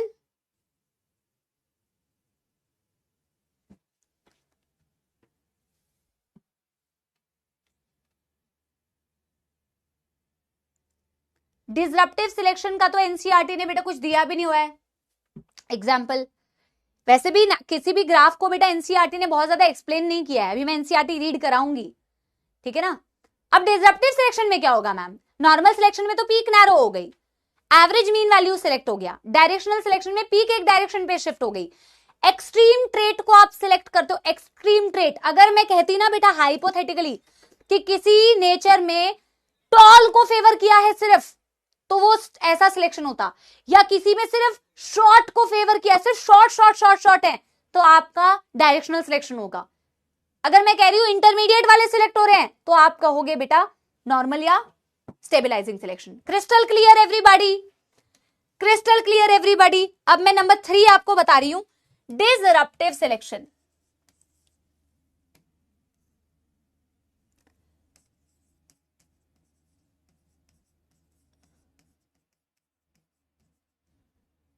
Disruptive selection, जिनके पास मेडिजी होगी उनके पास तो इसका एग्जाम्पल अवेलेबल होगा, बट एनसीईआरटी में वैसे एग्जाम्पल नहीं दिया हुआ डिसरप्टिव सिलेक्शन का। जब मैं आपको डिसरप्टिव सिलेक्शन बोलती हूं तो इसमें क्या होता है बेटा, बोथ, अब सुनना, both peripheral values, both peripheral values get selected at the same time, get selected at the same time। यही इसकी खास बात है। पेरिफेरल वैल्यू तो पहले भी सिलेक्ट हो रही थी मैम, पेरिफेरल वैल्यू तो पहले भी सिलेक्ट हो रही थी मैम, स्नेल्स, हाँ मॉल्यूस्का, पेरिफेरल वैल्यू तो पहले भी सिलेक्ट हो रही थी मैम, या तो व्हाइट विंग्ड मॉथ या तो डार्क विंग मॉथ। लेकिन अगर नेचर ऐसा करती है कि व्हाइट और ब्लैक को एक साथ सिलेक्ट कर दे तो फिर क्या होगा बेटा? क्या तुम इमेजिन कर सकते हो ग्राफ कैसा दिखेगा? जैसे जब एवरेज सिलेक्ट होता है तो आप ग्राफ की पीक बना देते हो, कोई भी एक्सट्रीम ट्रेट सिलेक्ट होता है तो आप ग्राफ को उस डायरेक्शन में शिफ्ट कर देते हो जो कैरेक्टर को आपने सिलेक्ट किया है।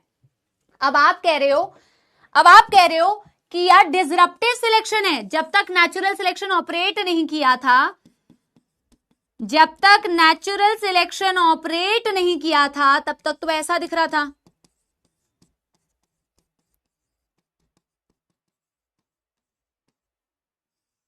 यहां पे पर्टिकुलरली किसी चीज को लेने की जरूरत नहीं है, जैसे कि हम ऐसे बोलते हैं ना, ठीक है ना, ये वहीं पे रख दो। अब देखो यहां पे बेटा क्या हो रहा है ना, यहां पे एवरेज मीन वैल्यू सिलेक्ट नहीं होगी। मान लो ये एक्सट्रीम वैल्यूज है, पेरिफेरल वैल्यूज है, मैं लिख नहीं रही हूं बेटा, ये पेरिफेरल वैल्यूज है ना। पेरिफेरी का मतलब होता है जो साइड में है, पेरिफेरल वैल्यूज का क्या मतलब है? Extreme values. पेरिफेरल वैल्यू का मतलब है एक्सट्रीम वैल्यूज बेटा, पेरिफेरल वैल्यूज का मतलब है जो एक्सट्रीम, उसमें कोई ग्रे नहीं है, या तो ब्लैक या तो व्हाइट, कोई इंटरमीडिएट नहीं है। एक्सट्रीम वैल्यूज को आप पेरिफेरल वैल्यू कहते हैं। ये भी पेरिफेरल वैल्यू है, वो भी पेरिफेरल वैल्यू है। अगर पेरिफेरल वैल्यू को आप सिलेक्ट करते हैं एक बार में एक तो डायरेक्शनल, ये एवरेज मीन वैल्यू था। अब आपको ग्राफ कैसा दिख रहा है बेटा? क्या आप इमेजिन कर पा रहे हैं कि ग्राफ कुछ ऐसा ही नजर आएगा मैम? इसको भी सिलेक्ट कर लिया, इसको भी सिलेक्ट कर लिया, क्या ऐसा नजर आएगा? यस। क्या ऐसा नजर आएगा कि दो पीक नजर आएंगे? क्योंकि इसको भी फेवर कर दिया, इसको भी फेवर कर दिया, and then there is a dip, बीच में एक डिप नजर आ रही है, क्योंकि एवरेज मीन वैल्यू को तो भाव ही नहीं दिया आपने। There are two peaks, there are two peaks in the graph, और जब दो पीक दिखती है आपको, यानी कि ये वाला वैल्यू भी सिलेक्ट हुआ नेचर में, ये वाला वैल्यू भी सिलेक्ट हुआ नेचर में, that is why you will get two peaks. This is called disruptive selection. Example NCERT में नहीं दिया हुआ, जैसे मैंने आपको मेडिजी में एक एग्जाम्पल दिया हुआ है कि जैसे मॉल्यूस्का है, कुछ स्नेल्स हैं, तो किसी की शेल जो है ना बेटा, किसी की जो आउटर शेल है वो डार्क है, वो क्या है, ब्लैक कलर की है या डार्क है, डार्क कलर शेल है। किसी की बेटा लाइट कलर्ड शेल है ना, और कुछ हैं जिनकी ग्रे शेल है। अब देखो इसमें डार्क वाली, ब्लैक वाली या व्हाइट वाली सिलेक्ट हो रही है, ग्रे वाली सिलेक्ट नहीं हो रही है। क्यों? जो व्हाइट वाली शेल्स वाली मॉल्यूस्का है या स्नेल्स हैं वो रेत में केमोफ्लेज कर जाते हैं तो बच जाते हैं। जो ब्लैक कलर वाले शेल्स वाले स्नेल्स हैं वो रॉक में अपने आप को केमोफ्लेज कर लेते हैं, रॉक के अंदर बेटा छुप जाते हैं, वो भी बच जाते हैं। जो ग्रे वाले हैं बेटा वो कहीं पे भी नहीं छुप पाते, इंटरमीडिएट जो वैल्यू है वो कहीं पे भी नहीं छुप पा रही, तो उनका सिलेक्शन नहीं हुआ। लेकिन जो extreme value better adaptation show कर रही हैं उनका सिलेक्शन हुआ, एक साथ सिलेक्शन हुआ, दोनों को नेचर ने साथ फेवर किया। दिस इज कॉल्ड एज बेटा डिसरप्टिव सिलेक्शन। समझ गए? यस। तो मैं यहां पे लिख देती हूं एग्जाम्पल, शेल ऑफ स्नेल। मैं अगले पेज में लिखती हूँ, यहां ना बेटा घिचपिच हो जाएगी, मुझे एक थम्स अप दे देना अगर आपने लिख लिया है तो।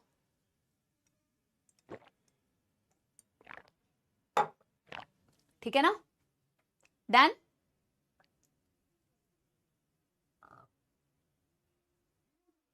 रोशन कभी बीच में नहीं गया है।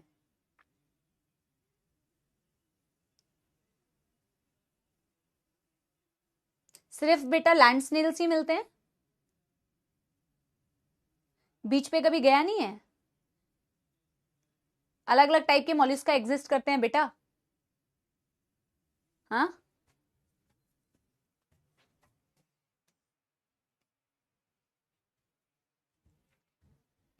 तो एग्जाम्पल में हम लिखते हैं शेल्स ऑफ स्नेल्स या मॉल्यूस्का। इसमें मैं कह रही हूं एक है डार्क, ऐसे लिख लो ब्लैक, एक है ग्रे, एक है वाइट। कैमोफ्लेज, कैमोफ्लेज इन सैंड, कैमोफ्लेज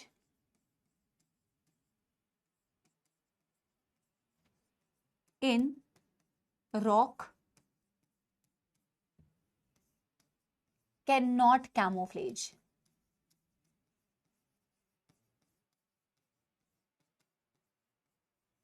तो हमने क्या किया, बोथ सिलेक्टेड, दैट्स इट। पहले एनसीईआरटी की रीडिंग करेंगे, पहले एनसीईआरटी की रीडिंग करेंगे, फिर बेटा आगे पढ़ेंगे एविडेंसेस ऑफ एवोल्यूशन। शुरू तो कर ही सकते हैं, ठीक है ना। डन डन आडन डन कर लो।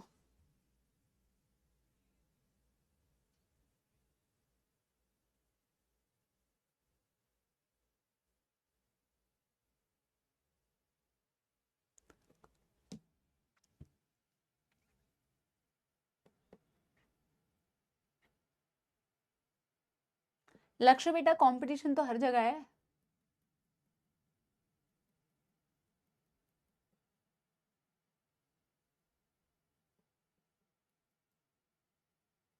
धन्यवाद नमन बेटा, धन्यवाद। अभी एनसीईआरटी से रीडिंग कराऊंगी तो आपको और कॉन्फिडेंस आएगा कि एनसीईआरटी ने तो कुछ भी नहीं दिया हुआ, हमने तो अच्छे से पढ़ लिया है मैम, इसमें से कोई क्वेश्चन गलत नहीं होगा। मैं बार बार आपको बता रही हूँ, एक तो ग्राफिकल रिप्रेजेंटेशन से क्वेश्चन आएगा, किसमें पीक नैरो होती है, किसमें दो पीक दिखती है, किसमें पीक एक डायरेक्शन में शिफ्ट होती है। सबसे पहले ये क्वेश्चन आएगा।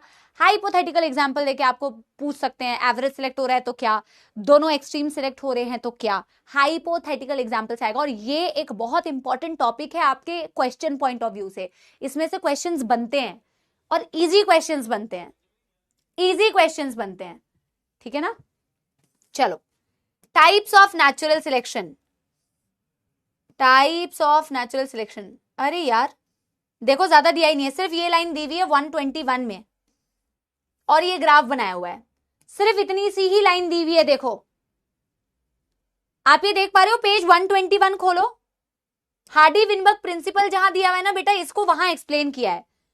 अब आप कहोगे फिर मैम हमने इतना क्यों पढ़ा, क्योंकि एनसीईआरटी ने ग्राफ दिया हुआ था ना बेटा, ग्राफ को आपको समझाने के लिए हमें लिखना पड़ेगा, आप बिना बेटा लिखे हुए तो समझ ही नहीं सकते। देखो क्या लिखा हुआ, natural selection can lead to stabilizing in which more individual acquire mean character value. एक लाइन में दिया है, पर उसको समझने के लिए कितनी मेहनत करनी पड़ती है। मीन कैरेक्टर वैल्यू सेलेक्ट कर दिया, कैसे किया कुछ भी नहीं बताया।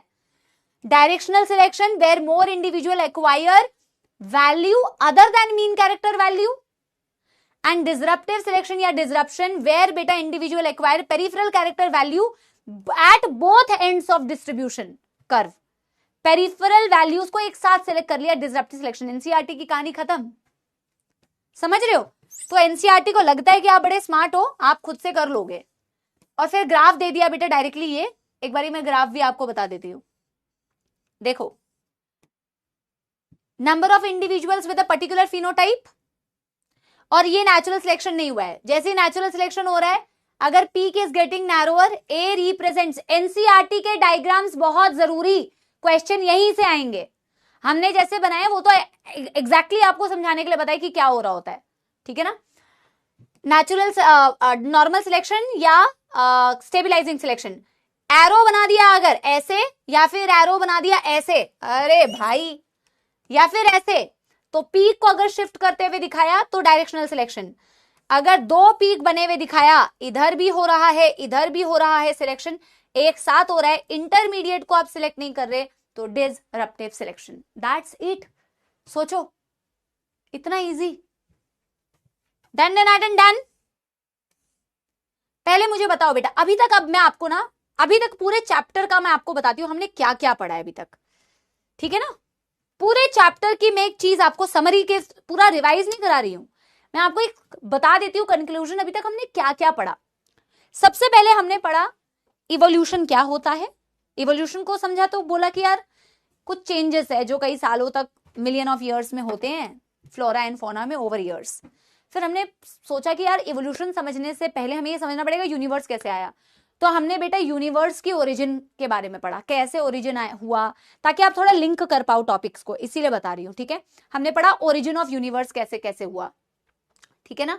फिर हमने पढ़ा, अच्छा यूनिवर्स तो आ गया, गैलेक्सीज बनी, अर्थ कैसे आया, अर्थ की ओरिजिन के बारे में पढ़ लिया। पहले का अर्थ का टेम्परेचर कैसा था, बाद में अर्थ का टेम्परेचर कैसे था, ये हमने पढ़ लिया। फिर हमने पढ़ा कि यार बाद में जो अर्थ का टेम्परेचर ऐसे था उसमें लाइफ कैसे आई, लाइफ कैसे अपीयर हुई। तो सबने अपनी अपनी थ्योरीज दी अबाउट ओरिजिन ऑफ लाइफ। फिर हमने theories for origin of life पढ़ा, ठीक है। हमने पढ़ा special creation, panspermia theory, abiogenesis theory, biogenesis theory. सबसे जो एक्सेप्टेबल थ्योरी हमने पढ़ी केमिकल एवोल्यूशन की, ऑपरेन एंड हेल्डेन की। उन्होंने एक पहले तो बताया कि पहले के एनवायरनमेंट में क्या क्या हुआ होगा, और उसको एक्सपेरिमेंटली प्रूव करके दिखाया मिलर एंड उरे ने। उन्होंने बताया कि यार केमिकल एवोल्यूशन हुआ होगा सिंपल ऑर्गेनिक सब्सटेंसेस से, पहला सेल कहीं ना कहीं बना होगा, लेकिन एग्जैक्टली कैसे बना इट इज स्टिल अनक्लियर। तो हमने पढ़ लिया पहला सेल कैसे बन गया। फिर हमने आगे क्या पढ़ा बेटा, फिर हमने आगे पढ़ा कि ऑर्गेनिक एवोल्यूशन कैसे हुआ या बायोलॉजिकल एवोल्यूशन कैसे हुआ। आगे आपको इतनी सारी वैरायटी कैसे दिखी, पहले तो एक सेल आया था, तो अब आज के डेट में आपको how do you see so many और वैरायटी ऑफ ऑर्गेनिजम्स। तो हमने पढ़ा थ्योरी ऑफ बायोलॉजिकल एवोल्यूशन या ऑर्गेनिक एवोल्यूशन। फिर हमने पढ़ा लेमार्क ने क्या कहा कैसे एवोल्यूशन हुआ होगा, डार्विन ने क्या कहा कैसे एवोल्यूशन हुआ होगा, ह्यूगो डी व्रीज ने कैसे कहा कैसे एवोल्यूशन हुआ होगा। और फिर हमने मॉडर्न सिंथेटिक थ्योरी पढ़ी, और फिर हमने देखा कि डार्विन ने जो नेचुरल सिलेक्शन की बात कही थी उसके एग्जांपल्स क्या क्या हैं, और नेचुरल सिलेक्शन कैसे कैसे ऑपरेट कर सकता है, टाइप्स ऑफ नेचुरल सिलेक्शन।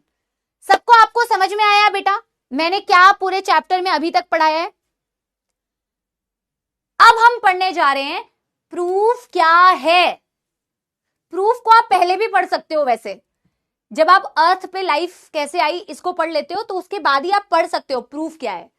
जब लाइफ की ओरिजिन कैसे हुई जब इसको एक्सप्लेन कर लेते हैं लोग तो भी पढ़ सकते हो। व्हाट आर द एविडेंस, कैसे माने जो ये सारे बेटा कहानियां दी गई है ना, उसका प्रूफ क्या है एवोल्यूशन का, एविडेंस ऑफ एवोल्यूशन, क्योंकि बिना एविडेंसेस के कोई विश्वास नहीं करता, ठीक है ना। Now we are going to talk about कि बताओ भैया हमें सबूत चाहिए। So we are going to talk about all the सबूत्स that we have that tells us कि हाँ भैया evolution हुआ है, देखो मेरे पास प्रूफ है। समझ गए yes everyone? चलिए हम हेडिंग डालते हैं एविडेंसेस ऑफ एवोल्यूशन। चैप्टर 60% तो खत्म हो चुका है, 65% खत्म हो चुका है। एविडेंसेस ऑफ इवोल्यूशन मतलब 60% बोल सकते हो। एविडेंस पढ़ने के बाद हार्डी विनबर्ग इक्विलिब्रियम पढ़ेंगे, ठीक है ना। फिर बेटा वो बहुत सारी थ्योरेटिकल कहानियां हैं जिसे हमें मैक्सिमम तो एनसीईआरटी के कुछ कुछ चीजों से रीड करनी है, बट एनीवे पढ़ेंगे, अभी समय है। डार्विन फिंचेस बाद में पढ़ेंगे, एडेप्टिव रेडिएशन पढ़ेंगे, अभी देखो। So what are the evidences of evolution. तो एविडेंसेस में बेटा हमें पढ़ना क्या क्या है पहले मैं आपको बता देती हूँ कि हमें कौन कौन से प्रूफ पढ़ने हैं। हमें कैसे पता चला कि इवोल्यूशन हुआ है। नंबर 1 हमें पढ़ना है morphological and anatomical evidences. Morphological and anatomical evidences. Morphological and anatomical evidences. सबसे पहले हमें यह पढ़ना है morphological and anatomical evidences. Number 2 हमें पढ़ना है palaeontological evidences. Hello sir, hello hello hello. Oh my, बच्चे तो बहुत खुश हो जाएंगे सर। अरे सर आए हैं। Hello sir, hello sir. बच्चे कौन से क्लास में हो अभी? लक्ष्मी। लक्ष्य में। Hello hello. छुट्टी नहीं दे रहे आप लोग दिवाली की? हम आप नहीं दे रहे हैं सर। मैं तो दे रहा हूँ, झूठ मत मुझे बोलो। भी मैं चाहिए सर छुट्टी। छुट्टी आपकी तो मैम, आप जब चाहो मतलब 1 हफ्ते बाद ले लेना। सर बच्चे छुट्टी मना रहे हैं। है हाँ। मैम, छुट्टी दे दो। कितना पढ़ाओगे आप लोग? देखिए कमेंट। अभी अभी बोल रहे हैं छुट्टी देने के लिए। मतलब जब भी आपको सही लगे। दिवाली हाँ, नहीं दोगे आप दिवाली का? बच्चे पूरे साल भर दिवाली मना रहे हैं सर। क्या बात कर रहे हो? हाँ, नहीं, लक्ष्य से सबसे ज्यादा रिजल्ट आते हैं, पर रिजल्ट तो आते हैं सर, है नो ना? डाउट। हाँ। पढ़ तो रहे होंगे इन लोग। Good evening, good evening. Hello hello अभी हेलो। पढ़ाई कम हो गई है सर थोड़ी। हाँ, अभी दिवाली की वजह से। पता नहीं, एंड आते आते ऐसा फील होता है। ये तो है, बहुत से बच्चे बहुत एनर्जी में शुरू करते हैं, फिर लास्ट आते आते गिव अप करने लगते हैं। जबकि अभी भी टाइम तो काफ़ी बाकी है। अभी आप देखो यहाँ से तो नवंबर, दिसंबर, जैन, फेब, मार्च, अप्रैल, 6 महीने बच्चे हैं अभी इफेक्टिवली देखा जाए। और बच्चा जो ड्रॉप लेता है उसके पास भी इफेक्टिवली 10-12 महीने ही होते हैं, तो इनके पास समय तो अभी भी बहुत है। सही है, पर थोड़ा सा दिवाली पे लाइट तो कर सकते हैं। एकदम छुट्टी नहीं है क्या लक्ष्य में? पता नहीं सर। आपको भी नहीं पता अभी? सही है। सर मैं कुछ अनाउंस कर दूंगी, फिर पता चला कि नहीं है छुट्टी। मैं भी नहीं कर रहा हूँ फिर इसीलिए। फिर वो हाँ, बच्चे। Hello sir. मैं भी अनाउंस तो मैं भी कुछ नहीं करूंगा। सही है भाई, थोड़ी बहुत आप लोग दिवाली बनाओ, थोड़ी बहुत पढ़ाई करो, ऐसे ही बैलेंस लाइफ को करो। और भाई सबसे ज़्यादा सल्यूट है सारे टीचर्स को कि एकदम दिवाली पास में है। सब लोग अभी लाइव क्लासेस के अंदर खड़े हैं, सभी लोग पढ़ा रहे हैं। मैं सभी टीचर्स को वही देख रहा था। तो big salute to all teachers and happy Diwali to everyone. अरे थैंक यू सर। मैं बिग बाहर सैल्यूट टू यू सर। नहीं नहीं, बिग सल्यूट टू यू। हम लोग आपस में एक दूसरे की तारीफ करते हैं हमेशा। बच्चे कहेंगे इनकी अपनी सेटिंग है, आपस में तारीफ करके चले जाते हैं हर बार। बाहर पार्टी वार्टी हो रही है। इनको लेकिन थोड़ी सी मोटिवेशन चाहिए सर। मुझे लगता है लक्ष्य बैच में मैं इनको भी बोलती हूँ, लास्ट तक आते आते पढ़ाई इनकी बहुत कम हो जाती है सर। इवन मैं कमेंट्स में जो देख पाती हूँ, अभी देखो कितना सारा कमेंट कर रहे हैं। अभी आपस में नहीं तो बातें करते हैं बहुत, एंड तक आते आते इनका बैच थोड़ा ऐसे हो जाता है। सही बात है। नहीं यार देखो, अभी मैं वही बोल रहा हूँ, अभी भी 6 मंथ्स यहाँ से बचे हैं। T=0 आज भी सेट कर सकते हो आप, है ना? नीट का सिलेबस आपने 11th में काफ़ी कुछ पढ़ा है, 12th में थोड़ा आपको लगता होगा चीज़ें नहीं सही है। बैच का एक्सेस आपके पास है, 1 शॉट भी इसके बाद आते हैं यूट्यूब के ऊपर, तो सारे यहाँ पे रिसोर्सेज तो आपके पास सारे बने हुए हैं।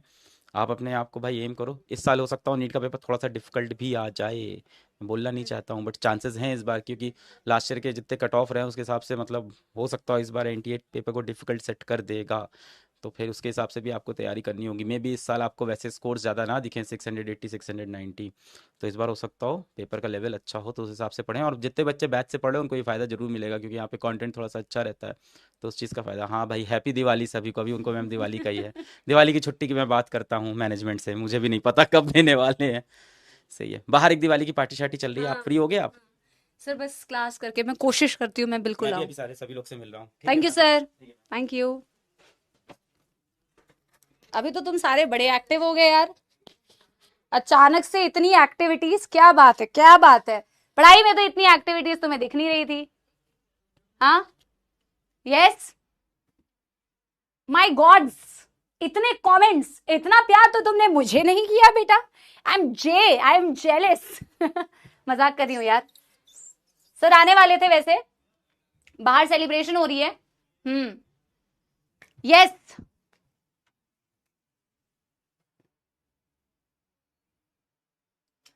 शुरू करें फिर बेटा, शुरू करें अब तो। बेटा तुम तो एकदम छुट्टी वाले मूड में आ गए होगे, है ना? चलो, अब we all love and respect अलग सर। यस, हम हमेशा एक दूसरे की तारीफ करते रहते हैं, जैसे कि सर ने बोला, सर 2 तारीफ हमारी करेंगे, हम 4 तारीफ सर की करेंगे, ऐसे मामला सही रहता है। ठीक है। चलिए चलिए, इसी बात के साथ में बेटा मॉर्फोलॉजिकल एंड एनाटॉमिकल एविडेंसेस में हम पढ़ने वाले हैं। हम क्या पढ़ने वाले हैं वो बाद में पढ़ेंगे बेटा, सब कुछ हम बाद में पढ़ेंगे। पैलेंटोलॉजिकल, अरे भाई रंग ही बदल गया बेटा, रंग ही बदल गया। पैलेंटोलॉजिकल एविडेंसेस, पैलेंटोलॉजिकल एविडेंसेस, ठीक है। और अरे रहने तो क्या होता है अभी, सर क्या समझा के गए हैं, सर क्या समझा के गए हैं, सर क्या समझा के गए हैं, मुझे ये बताओ, सर ने क्या समझाया कि अभी भी वक्त है पढ़ाई करो, अभी भी वक्त है पढ़ाई करो बेटा, सर ये समझा के गए हैं। और मैंने सर को सच्चाई, सच वाला फीडबैक दिया है। मैंने कहा था ना कि हम भी आपका फीडबैक देते हैं, तो मैंने भी सर को सच बताया कि यार लास्ट तक आते हैं तो तुम्हारे बैच में पढ़ाई नहीं होती है ना। बट सी नो मैटर, आपको कोई टीचर कोई भी इंसान कितना भी मोटिवेट करे, लेकिन अगर बेटा आप खुद से पढ़ाई नहीं करोगे तो कोई फायदा नहीं है। आपको भी स्क्रीन के इस साइड आना है, आपको भी अलग सर से मिलना है, राइट? तो वो करना है तो आपको पढ़ाई करनी पड़ेगी बेटा। आप जिस हिसाब से, आपको मैं बोलती हूँ क्लास के बाद कमेंट्स देखती हूँ, आप जो कर रहे होते हो उससे तो नहीं लगता है कि आप उतनी मेहनत कर रहे हो, उतनी पढ़ाई कर रहे हो, है ना। पढ़ाई करो बेटा, अभी 10 मिनट का टाइम है, पढ़ाई करते हैं। Palaeontological evidences, embryological evidences, embryological evidences, embryological evidences,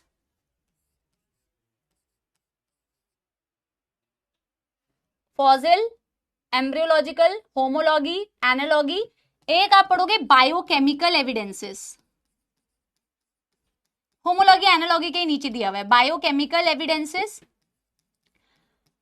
और वैसे एनसीईआरटी ने आर्टिफिशियल सिलेक्शन नहीं दिया हुआ, but that is also a kind of evidence only.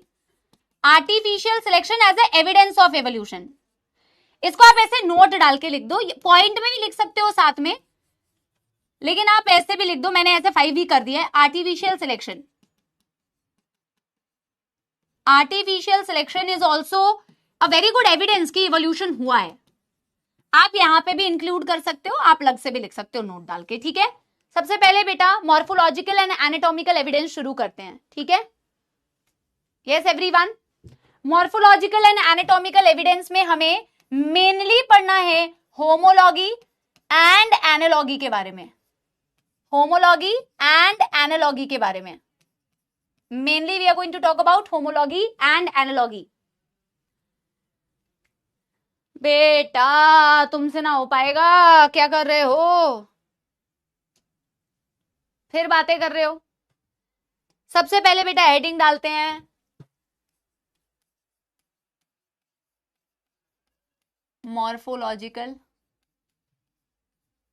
And anatomical evidence. Sir ने तो सच में छुट्टी करा दी तुम्हारी। अब बड़ी दुविधा है, अब सर की कंप्लेन सर को कैसे करें, कि सर की कंप्लेन सर को कैसे होती है। हाँ अलग सर, मैं आपके पास एक कंप्लेन लेके आई हूँ। सर, सर बोलेंगे क्या कंप्लेन है, सर मैं आप ही की कंप्लेन लेके आई हूँ। हाँ, एनाटॉमिकल एविडेंस।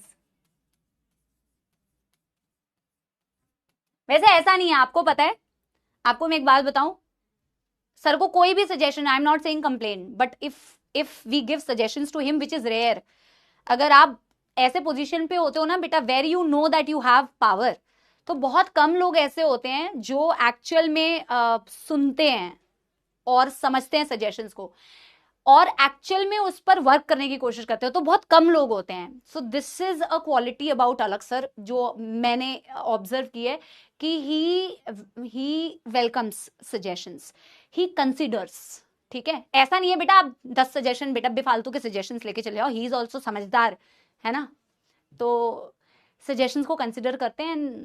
एनीवे, इसके लिए सर ने मेरे को पैसा नहीं दिया था बेटा, ये तो मैंने अतिरिक्त बेटा बोल दिया। अब तो बेटा फ्लो तुम्हारा वैसे भी बेटा टूट चुका है। मॉर्फोलॉजिकल एंड एनाटॉमिकल एविडेंस में हम नंबर 1 बेटा शुरू करने वाले हैं होमोलॉगी, होमोलॉगी या होमोलोगस स्ट्रक्चर्स, होमोलॉगी या होमोलोगस स्ट्रक्चर्स, होमोलॉगी या होमोलोगस स्ट्रक्चर्स,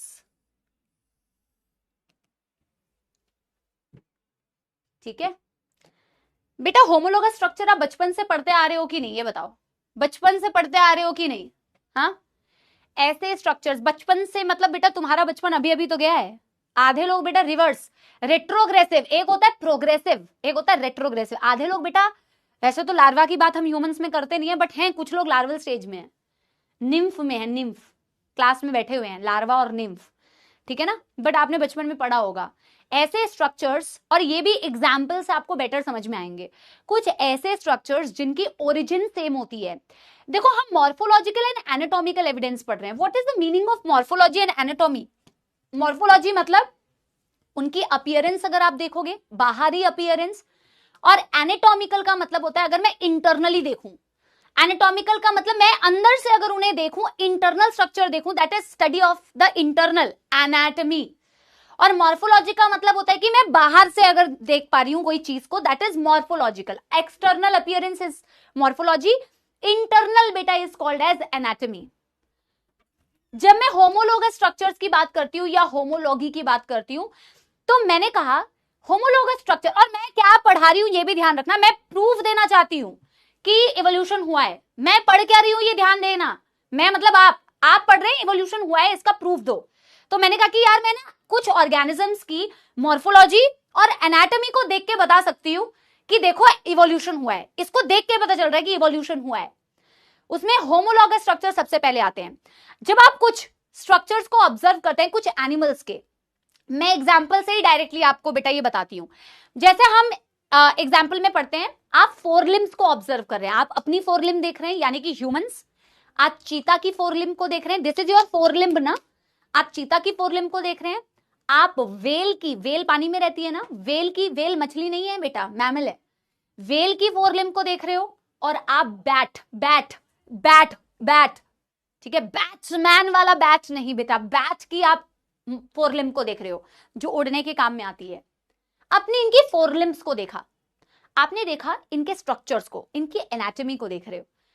तो होमोलॉगी इंडिकेट्स कि सिमिलर ओरिजिन है, स्ट्रक्चर्स जिनकी ओरिजिन सिमिलर है, एक ही जर्म लेयर से आए हैं, ओरिजिन सेम है, या बेसिक प्लान इनका सेम है, बट ये फंक्शन अलग करते हैं।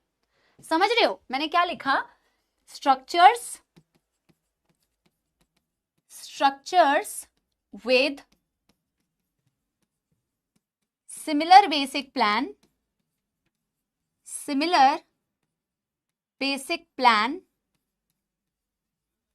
और common origin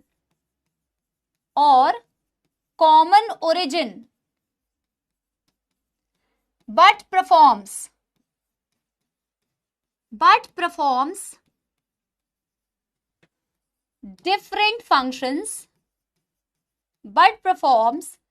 different functions are known as homologous structures. Are known as homologous structures.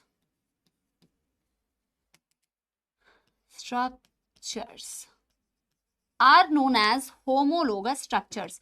बेटा क्या आपको समझ में आ रहा है? ये ओरिजिन सेम है मैम, ओरिजिन सेम है मैम, बट अगर हम इसकी एनाटॉमी को देख रहे हैं तो ओरिजिन सेम है, बेसिक प्लान सेम है। बेसिक प्लान का क्या मतलब है मैम? बेसिक प्लान का क्या मतलब है ma'am?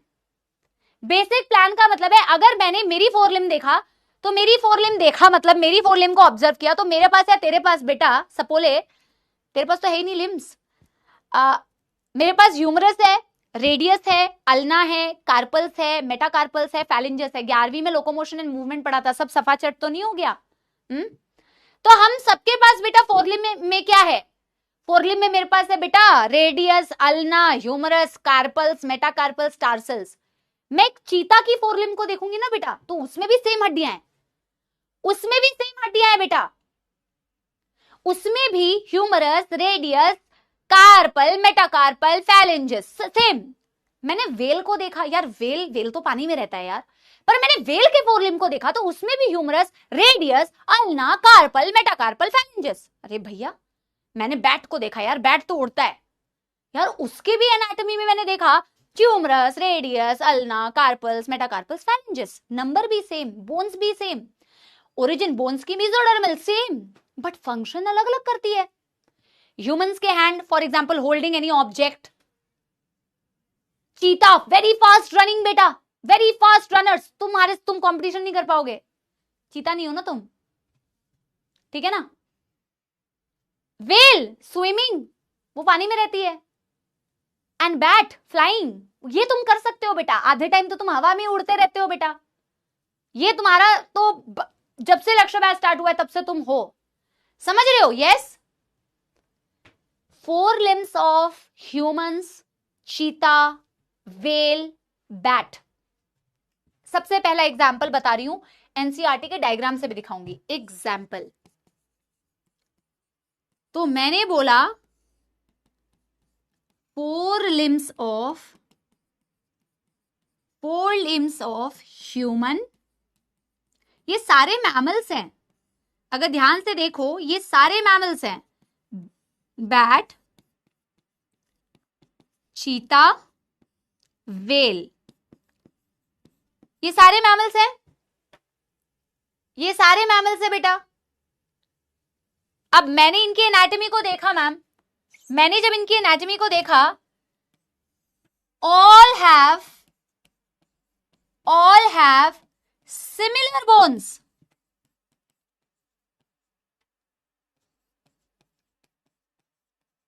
Radius, ulna, humerus, carpal, metacarpal etcetera यार, मेटाकार्पल, बट still perform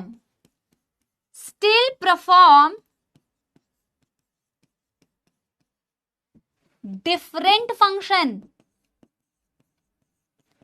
क्या इंडिकेट कर रही है ये? क्या इंडिकेट कर रही है ये? ह्यूमंस में क्या फंक्शन कर रहे हैं? For example human holding any object, bat flying, अरे भाई what is spelling of flying? Flying, चीता रनिंग, वेल स्विमिंग।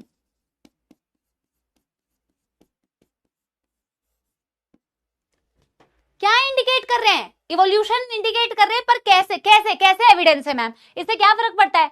हाँ ठीक है, मैंने मान लिया मैम, ठीक है भैया, ठीक है मैम, आपने बता दिया कि इनके पास सेम बोन्स है, तो हम क्या करें? हमें कैसे पता चलेगा कि इवोल्यूशन हुआ है? इससे हमें ये पता चल रहा है कि यार देखो ये सारे मैमल्स थे, इन सबके पास बेटा ये सारे मैमल्स थे, बट तुम्हारे साथ बेटा कोई चीता तो यहाँ खड़े होकर पढ़ा नहीं रहे बेटा, सपोले पढ़ जरूर रहे हैं पर कोई चीता थोड़ी पढ़ा रहा है बेटा, या कोई बैट आके तुम्हें थोड़ी क्लास ले रहा है, या बेटा बैट की जगह कोई इंसान बेटा ह्यूमन हवा में उड़ थोड़ी रहा है, या बेटा समझ रहे हो ना? पर स्ट्रक्चर्स तो सेम है मैम, फिर भी अलग अलग फंक्शंस क्यों कर रहे हैं?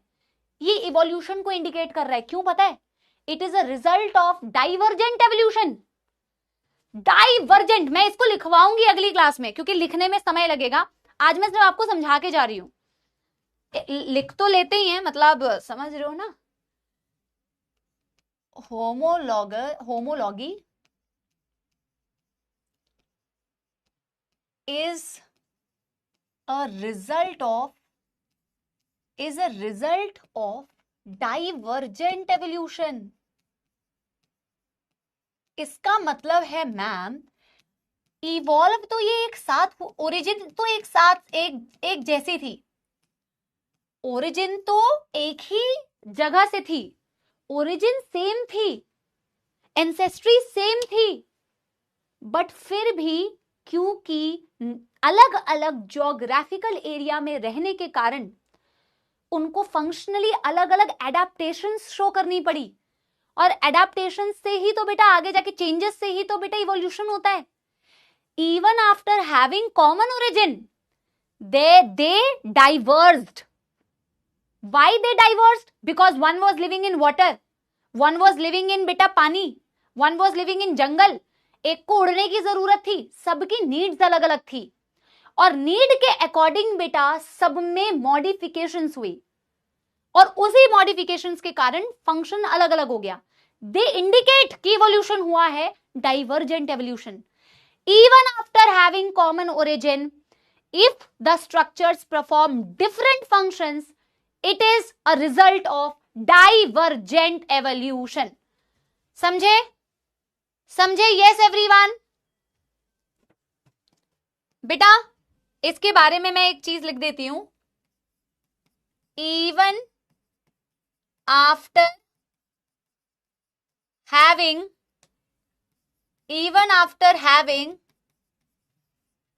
common origin,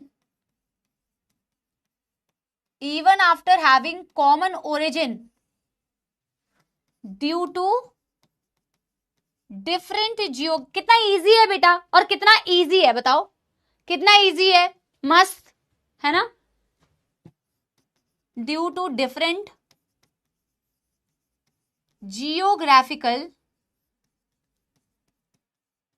areas and different needs and different adaptations due to different needs, different adaptations due to different needs, different adaptations due to different needs,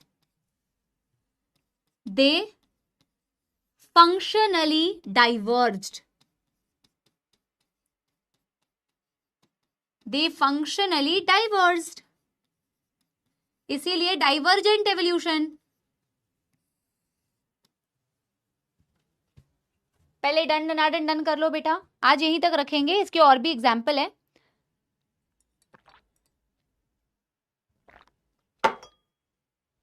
इसके और भी एग्जाम्पल है बट हम नहीं करेंगे, ठीक है।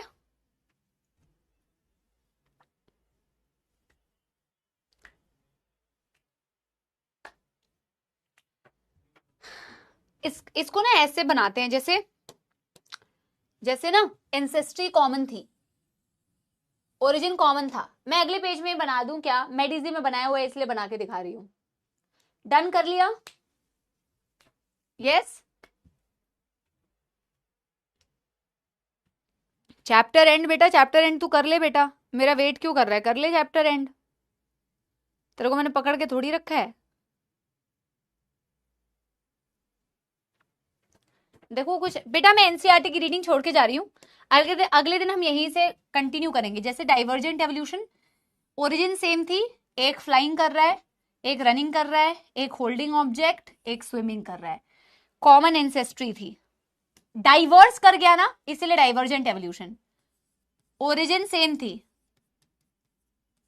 अगले दिन मैं यहीं से कंटिन्यू करूंगी, अभी और भी एग्जाम्पल है। डीपीपी में कुछ ज्यादा एक्स्ट्रा क्वेश्चंस थोड़े होंगे, एनालॉगी से भी क्वेश्चंस होंगे, बट आप चिल रहना, हम अगले दिन करेंगे। तो इसमें चीता बन गया, चीता रनिंग कर रहा है, मतलब आपको तो पता ही है ना मैंने क्या समझाया। ह्यूमन बन गया, एंड अलग अलग ज्योग्राफिकल एरिया में रह रहे थे, वेल बन गया, एंड बैट बन गया, ठीक है। यस, चलो ये तो तुम खुद ही बना सकते हो, डाइवर्जेंट एवोल्यूशन। तो अब बेटा दिवाली के बाद क्लास होगी, जैसा कि सर ने भी आके समझाया, लक्ष्य बैच से सबसे ज्यादा सिलेक्शंस होते हैं। सबको लगता है सबके बैच से सबसे ज्यादा, मैं तो सारी बैचेस पढ़ाती हूँ खैर। तो अब लेकिन यस, लक्ष्य से बहुत अच्छी रैंक आती है, लक्ष्य के बच्चों की रैंक्स भी बहुत अच्छी आती है, बहुत अच्छा स्कोर होता है, और बहुत सारे सिलेक्शंस होते हैं बेटा, no doubt about it. And 12th के बाद आप सिलेक्ट होते हैं, आप ये सोच के देखिए। तो आई एम होपिंग कि दिवाली की जो भी हॉलीडेज होंगी उसमें आप अच्छे से पढ़ाई करेंगे, टाइम पास नहीं करेंगे, और कमेंट सेक्शन में भी टाइम पास मत किया करो बेटा, अपना जेन्युइन वो ओपिनियन बताया करो और जेन्युइन बातें किया करो, फालतू की बातें मत किया करो। और इसी बात में बेटा, शुभ दीपावली, हैप्पी दीपावली सब। मैं कभी नहीं बोलती कि आप बिल्कुल फेस्टिवल मत मनाओ, मैंने अर्जुनाज में भी यही बात बोली थी, आपको भी यही बात बोल रही हूँ। फेस्टिवल है, आप ज्यादा बेटा टेंशन और ज्यादा घुटन तब होगी जब आप नहीं मनाएंगे, तब आपको ज्यादा परेशानी होगी, तब आपको ऐसा लगेगा पढ़ाई भी नहीं होगी। इससे अच्छा थोड़ा दिवाली मनाओ, इट्स ओके। ऐसे बेटा तुम अपने आप को बहुत ज्यादा स्मार्ट मत बनो कि बहुत पढ़ता हूं मैं तो ऑल टाइम पढ़ता रहता हूँ, ऐसा भी कोई नहीं करता है। थोड़ा बहुत फेस्टिवल मनाओ, फैमिली टाइम एंजॉय करो, अच्छा लगेगा, अच्छा फील करोगे, करो, लेकिन साथ साथ में पढ़ाई भी इक्वली बहुत अच्छे से करो। And I want from you guys a promise कि यार नहीं मैम आप सही बोलो, हम सिलेक्शन लेके आएंगे, हम आपको मिलेंगे, हम आपको बताएंगे कि मैम देखो आपने क्लास में बोला था, हम सिलेक्ट होके आए हैं, ठीक है ना। So I want that result from your class, so that I can feel proud बेटा, I can feel proud of you guys. So मेहनत करते रहो, ठीक है। और इसी बात के साथ में मनीष भी कुर्ता पजामा के साथ आ चुका है। दिवाली का गाना गाएगा? हाँ, तो मैं दिवाली का गाना जो मुझे बेटा 2 लाइन आती है ना, वही मैं सुनाती हूँ तुम्हें, ठीक है। आवाज बहुत बेकार है। ओ, और क्या क्या बेकार है मनीष? देखना, मेरे तुम्हारे सबके लिए हैप्पी दिवाली, सारे सितारे उसके लिए हैप्पी दिवाली। और दिवाली पे और कोई गाना है ना? और कोई गाना नहीं है दिवाली पे, यही गाना बेटा मुझे याद आ रहा है। Okay, so happy Diwali. मैं तो झूम भी गई, झूमते झूमते मैंने गाना गा लिया, happy Diwali. Tata, bye bye, thank you so much, I will see you all super soon, bye bye, thank you.